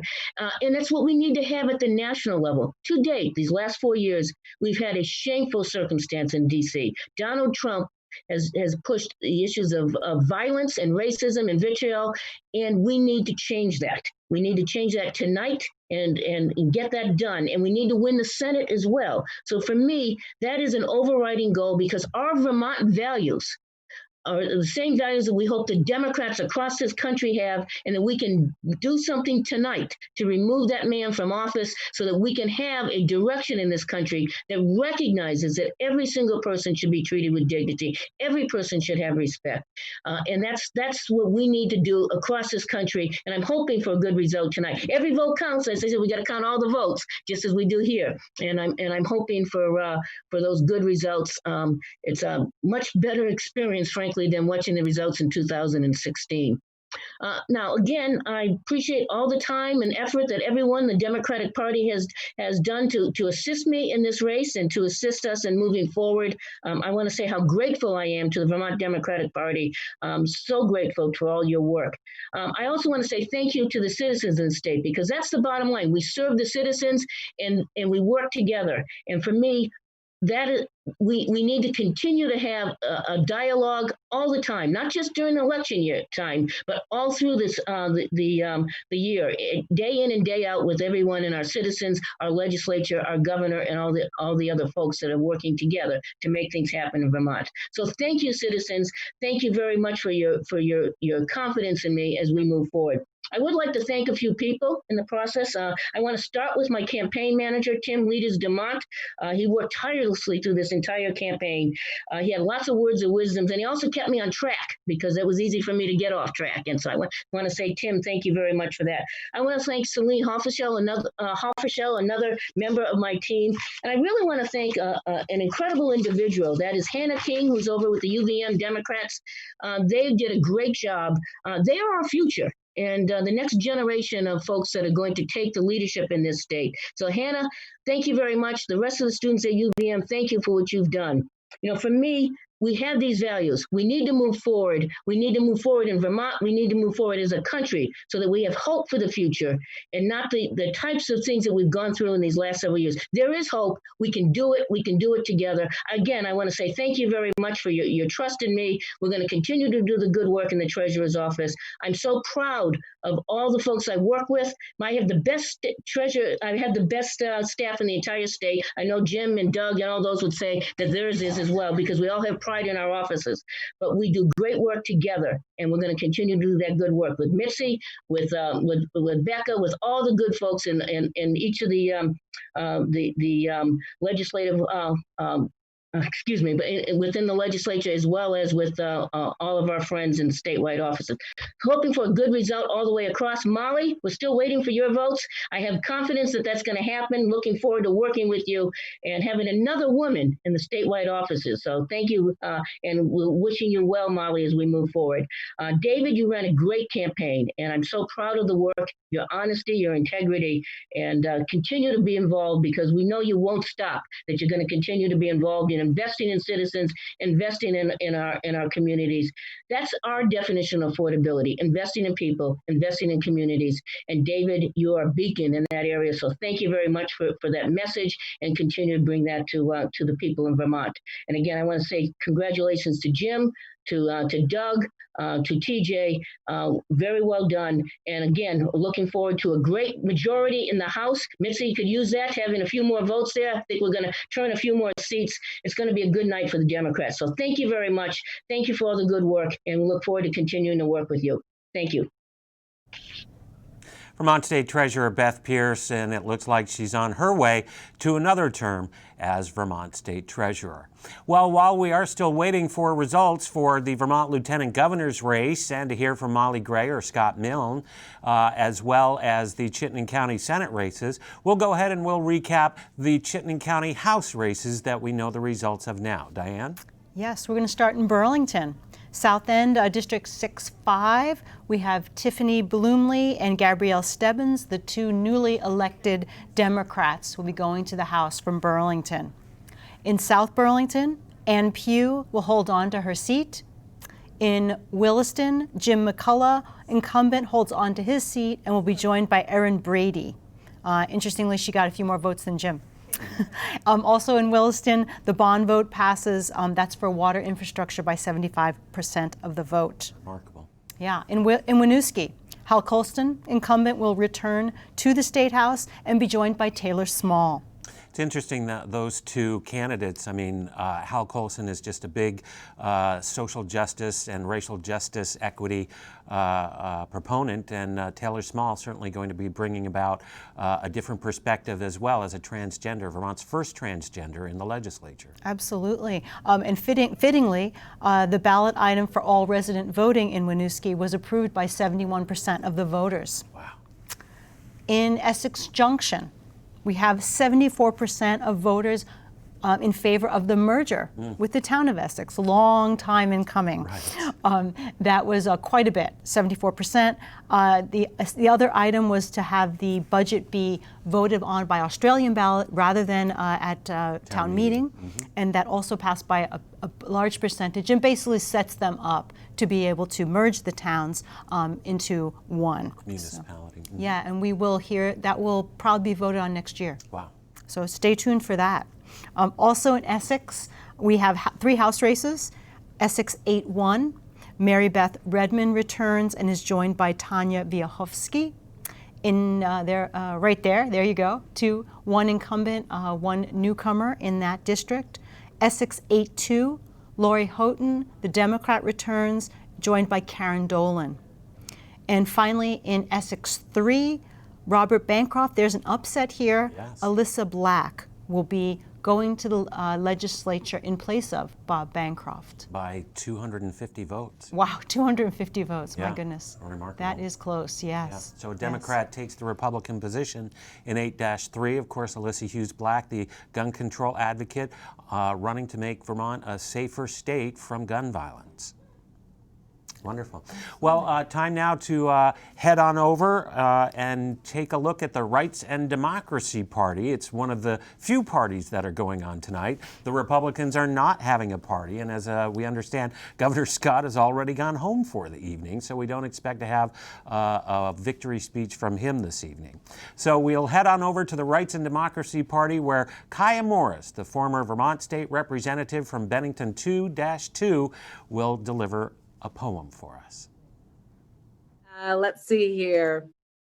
So this is a piece that I have not done a whole lot. It's called Respectability Politics. I think you all appreciate it. How does one forgive what has not yet had the gift of time to rest and find safe distance from the certainly unique vantage of the betrayal of trust that a million microaggressions and gaslit hopes for justice within a flawed system that should be far less antiquated and dogmatic in its protection of those under its care, to actually have usefulness in a constantly evolving modernity? They were clear in their positioning. They relished their power, spoke words of vindication and dismissal, a refusal to move, a failure to acknowledge, using their pulpits and podiums to lie, to defame, to cast doubt, to grotesquely exonerate their callous decisions that placed my life in further danger, made my family a greater target, fed the machine of white supremacy. And now you expect that the world has seen your works, that I will embrace you like a brother? Stand there and pretend that all is forgiven on your timeline? The demand for law and order was given greater importance than my very life. And centuries of injustice cannot be forgiven to appease your need for the perfect photo op and well-crafted headline. My mother's tears echo in my head and ground me to my place in this moment in time. All is not yet healed. Thank you. Kaya Morris with that wonderful poem. Thank you so much. Kaya, of course, the former Vermont State Representative from Bennington 2-2 before she joined Rights and Democracy. Well, let's go ahead and take a look at the Chittenden County Senate races and share with you what we know at this time, Diane. Yes, so this is what we know at the moment. This hasn't actually not changed in the last hour or so.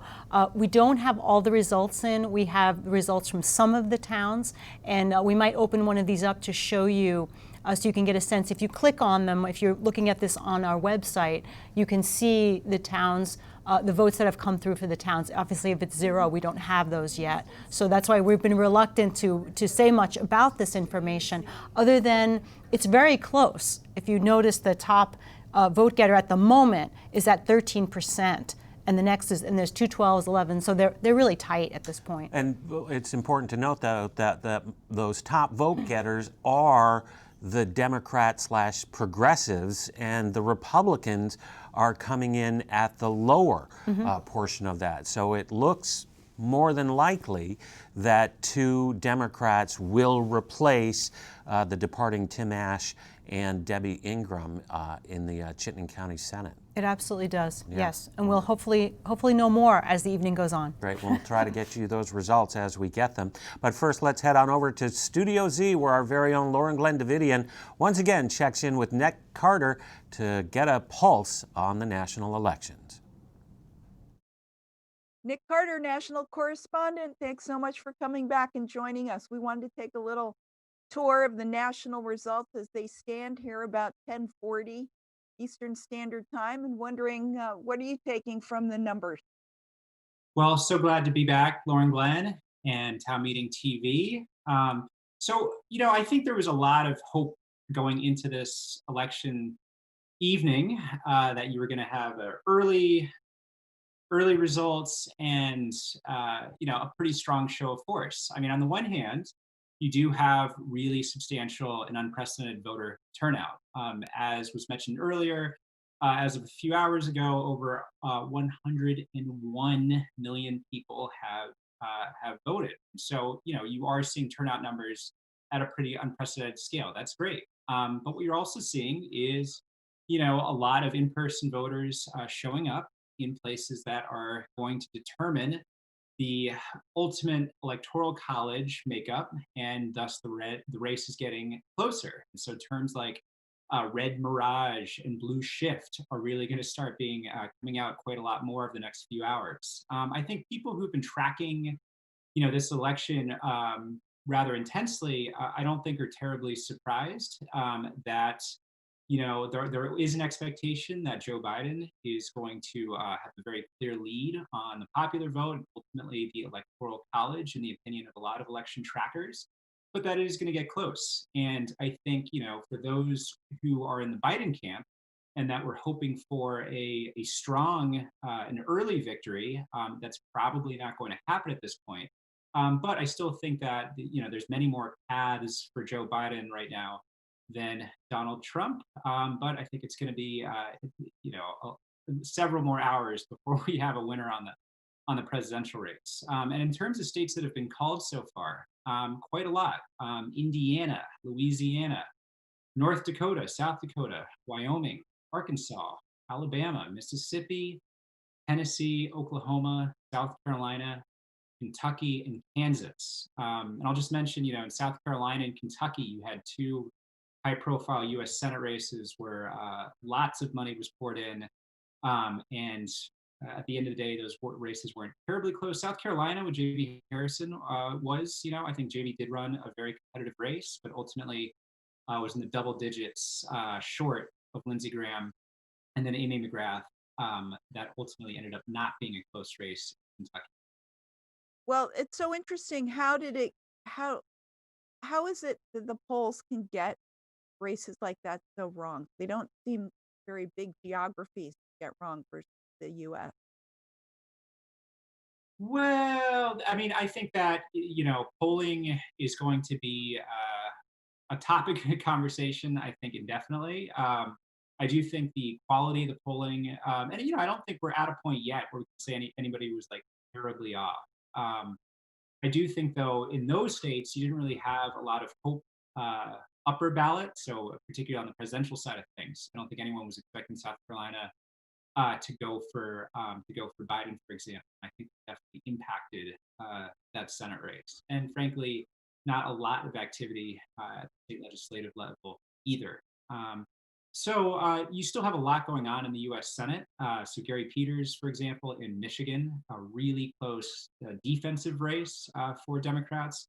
And then pickup opportunities. I just saw numbers coming out of Maricopa County, Arizona, where Biden and Kelly, in running for U.S. Senate in Arizona, is looking quite good in comparison to 2016. So really kind of a mixed bag right now, that you have some bright spots for both sides in a few different places. And what are the states that aren't going to have complete numbers tonight? I think it's unlikely that you see results from Wisconsin tonight. I think that's going to be, early tomorrow, early morning. I think it's highly unlikely that you see anything conclusive from Pennsylvania tonight. I think that could even play out,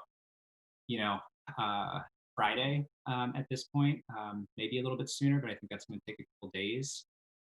Michigan is also probably going to take a little longer, although I think people are feeling more optimistic that results from Michigan will be available sooner than later. Jocelyn Benson, the Secretary of State there, has really invested a lot in election administration, but I think it's going to be some time before you see results there. I will point out the numbers out of Minnesota, which, only recently was won by Democrats, is looking pretty strong for Biden right now. There's also an effort to flip the state Senate, and you also have a U.S. Senate race with Tina Smith defending her seat in Minnesota. Why is this election so close? Why is Trump so popular? Well, I think that is a question that many will opine about and write about. I do think that he has an ability to turn out non-voters. And I think, people who didn't vote, say, in the 2018 midterms, that he really does have an ability to reach and mobilize people who don't typically vote. And I think in states like Pennsylvania, like Florida, there's been a lot done by Republicans on voter registration. This is something that I think Democrats really took a major hit on, that we did not, Democrats did not do as well on voter registration in comparison to 2016. The pandemic was a huge part of this, whereas Republicans made a lot of inroads, particularly with white non-college voters. A hell of a lot of people did get registered. And I think that is going to impact the outcome of this race. And what will the organizations, the grassroots organizations, the social equity organizations do if Trump wins another term? What have they started to plan their strategies? Well, I think we're really, really far away from any conclusion on the outcome of the presidential race. That being said, I think you've had a lot of energy put towards advocacy at the state, local, and federal level. Look at mayors, for example. I think one of the superstars the last few years has been mayors in cities across the country, and that there is a lot that has been accomplished at the local level. And so I do think that you do have a resurgence and a reemergence in the importance of local advocacy and what could be accomplished at the local level when you don't necessarily have the type of ideal environment at the federal level. And frankly, Congress being what it's been the last few years, that a lot of people have doubled down on what is happening at the county, at the state, at the city level. So it sounds like 10:30, 11 o'clock tonight, that you're saying really we have inconclusive results. As of 10:47 p.m. Eastern on election night, that is correct. I mean, we have inconclusive results for the presidential and many of these hot ticket Senate races. However, there is a lot of things we do know. Amendment 2, for example, in Florida, this is a minimum wage bill, raising the minimum wage in the state of Florida. I believe that has passed. That is good. John Hickenlooper has flipped a U.S. Senate seat in Colorado from Cory Gardner. So yes, we don't know the presidential. I don't think we will tonight, and I don't think that's necessarily unexpected. I think a lot of folks have been preparing for at least an extra day, if not more, in terms of getting a solid result on the presidential race. But if you dig into the states a little bit, there is a lot we do know, and more we will know over the next couple of hours. Well, Nick Carter, thank you so much for your time. We really appreciate having you on the program this evening. And thanks for keeping your eye on those results on behalf of all of us. Of course. Thank you so much for having me. And thanks for your coverage. The peaceful transition of power is our subject of our next video with Sandy Baird. The concern here is in the national election for president that whoever wins, the supporters of the loser may not accept the results and cause some furor. Sandy Baird discusses the peaceful transition of power and its ramifications in this report.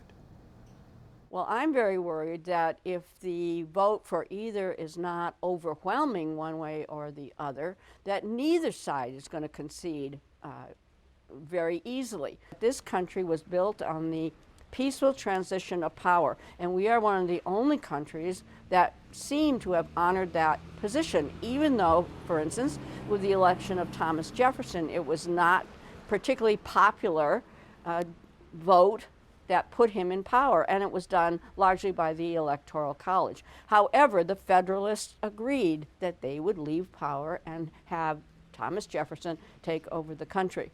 If you don't have that principle in mind of a peaceful transition of power, then what's going to happen is violence, it would seem to me.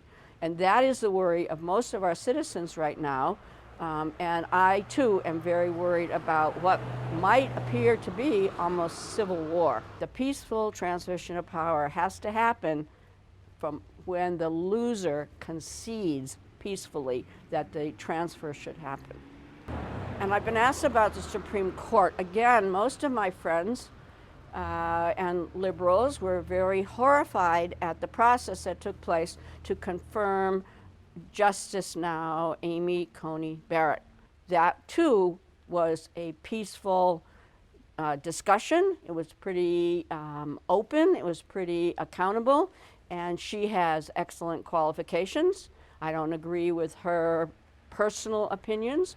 However, it was done peacefully, the confirmation was done peacefully, Everybody seemed to respect each other, and I am very interested in keeping things in this country on a peaceful, nonviolent level, and that is really what happened. She is a Roman Catholic. She is a believer. However, I'm going to at least try to feel that she, like all our justices, are going to follow the law and not her personal prejudices. And that's what we have to all kind of agree to, that she is now a justice of the Supreme Court. It has happened, and it happened peacefully and with respect to all sides, and I think we're just going to have to live with her.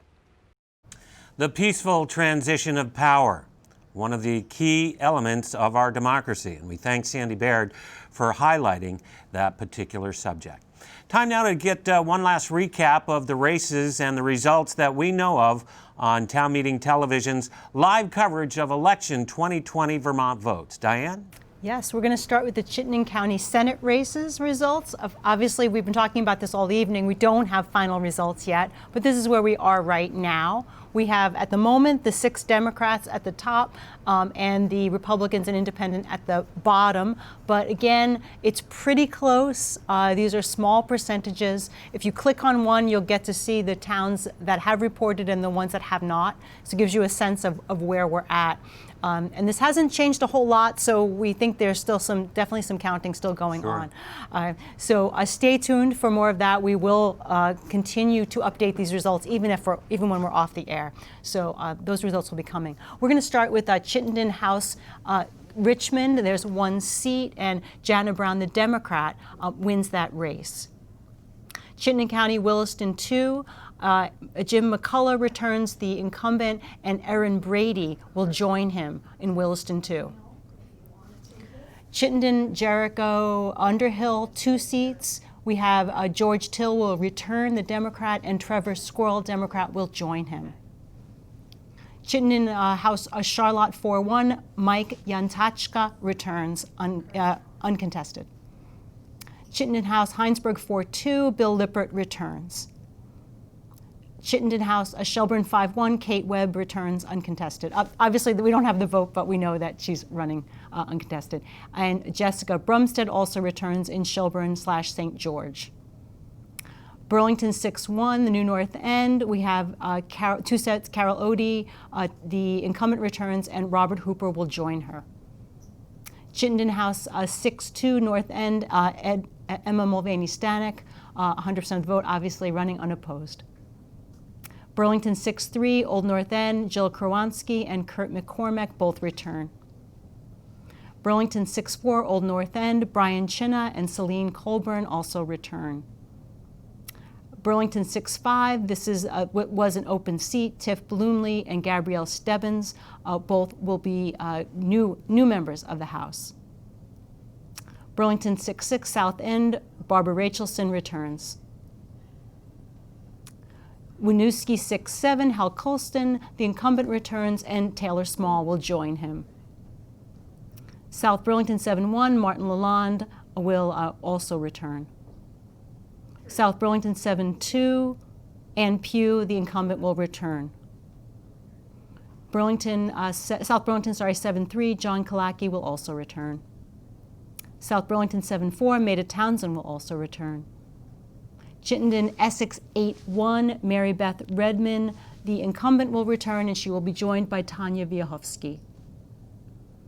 Essex 8-2, Lori Hooton will return, and Karen Dolan will join her. Essex 8-3, Alyssa Black, this is the upset over Robert Bancroft, who was the incumbent. Alyssa Black will be a new member in 8-3. Colchester 9-1, 2 seats. We do not have any results yet from Colchester. Colchester 9-2, same problem. We don't have any results yet. Milton, 2 seats, same. We have not gotten results back from Milton. Grand Isle Milton, this is the Mitzi Johnson race. She will return, and Andy Julot will join her. Ballot questions. Essex Junction, this is the merger question to join with the town of Essex. Overwhelming support, 74%. Essex Junction adopting the budget by Australian ballot. Again, 78%. This sets up the merger possibility for next year, vote next year. Winooski, this is the charter change amendment to allow all legal residents to vote in local elections, passes overwhelmingly 71%. The second charter change, this is about changes approved by other municipalities, accepted in Winooski, 78%. Charter change, this is administrative item, 78%. Williston, the $2 million bond for the water main improvements, passes by 75%. Heinsberg, $11.7 million bond for wastewater treatment facility improvements, 65%. Essex Junction merger plan and charter with town of Essex, 74%.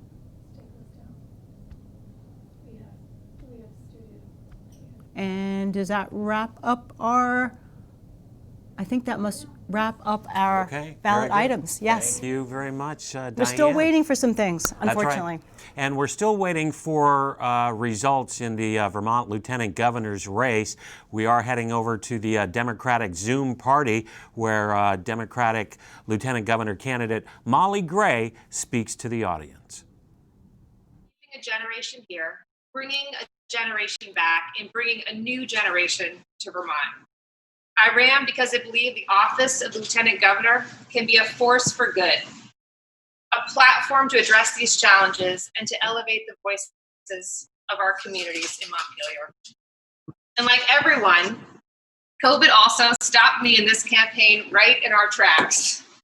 But in the spring, we quickly adapted to using technology to connect with Vermonters and to support relief efforts. We held Zoom gatherings and telephone town halls. We volunteered across the state, and we raised awareness. We shared information. We asked ourselves every day, what can we do to help? And in the end, the same generational and demographic issues that motivated my run for Lieutenant Governor were laid bare by this pandemic. First, our rural communities have been left behind. They continue to be, and they need a voice in Montpelier. Second, we will not recover stronger from this pandemic if we do not provide equal access to basic internet for all Vermonters. Third, from infants to elders, we have to make Vermont the best place to raise and support families. This means universal, affordable, quality childcare and paid family and medical leave, so that no Vermonter has to choose between participating in our economy, paying the bills, and caring for loved ones. If we're going to recover stronger, we also have to focus on our businesses. And what have they told us throughout this pandemic? They want to be able to recruit and retain Vermonters, good talent, and put them in the jobs that exist in our communities right now. That means we have to invest in a classroom to community pipeline and invest in our state colleges right here in Vermont. Finally, we are a small state, but we've always punched above our weight. We've led in responding to the pandemic, but now it's time to lead in responding to the climate crisis. We can also lead in rooting out systemic racism wherever it exists, addressing poverty and social injustice. But we have to get it right. And to quote the late Justice Ruth Bader Ginsburg, we must fight in a way that brings other people to the table. We have to fight in a way that brings others to join us. And I understand the Lieutenant Governor doesn't pass laws, but we do have the power to bring people together and to tackle problems and to decide what this state will look like for generations to come. This pandemic has laid bare our greatest challenges, but has also shown us some of the greatest opportunities. And particularly why there's no better place to call home than Vermont. We take care of each other, our great outdoors are second to none, and our working lands are just incredible. We have some of the most innovative educators and employers in the nation, and our next generation is here, and we are ready to lead. Together, I know we can take Vermont forward. I also know we can be an example for the nation of how to come together, work together, put divisiveness aside, and succeed together. I stand before you tonight hopeful because I truly believe in the promise of our state. So this campaign so far has been the honor of my life. I want to thank my incredible team and invite them up to join me. And I look forward to getting to work. Thank you so much. Thank you so much. Have a wonderful night. Vermont Lieutenant Governor candidate Molly Gray. And Diane, this race is still too close for us to call at this time. It is. It is. We're really waiting on results. There's still quite a bit of statewide results that are not back yet. I think we're seeing numbers of something 49 to 43%, but these are still unofficial with the race yet to be called at this time. Yes. Yeah. Sorry to say. Well, that does it for us for another election night coverage here at Town Meeting Television. We want to thank you for watching. We would also encourage you to consider donating to Town Meeting Television to keep programs like this on the air. For all of us here at TMT, we want to also thank the candidates for their candidacy. It takes a lot to run for office and then to serve, whether locally or at the state level. So on behalf of Lauren Glenn Davidian, Megan O'Rourke, Kevin Harms, Aidan White, Kim Vilmer, Barry Silver, and our countless volunteers, I'm Matt Kelly with Diane Meyerhoff. We thank you for watching. We thank you for voting. Good night. Good night. I think Town Meeting TV and CCTV and Channel 17 before it have really been forward thinking in terms of recognizing that the dynamics of community and an informed electorate need to adapt with the times, and how do we deliver information, and as well as provide feedback loops is a constant work in progress that will never be finished. And so I think something that Town Meeting Television has done really well is anticipating change, but also being adaptable to ride the storm, if you will. I think Town Meeting TV and CCTV and Channel 17 before it have really been forward thinking in terms of recognizing that the dynamics of community and an informed electorate need to adapt with the times, and how do we deliver information, and as well as provide feedback loops is a constant work in progress that will never be finished. And so I think something that Town Meeting Television has done really well is anticipating change, but also being adaptable to ride the storm, if you will.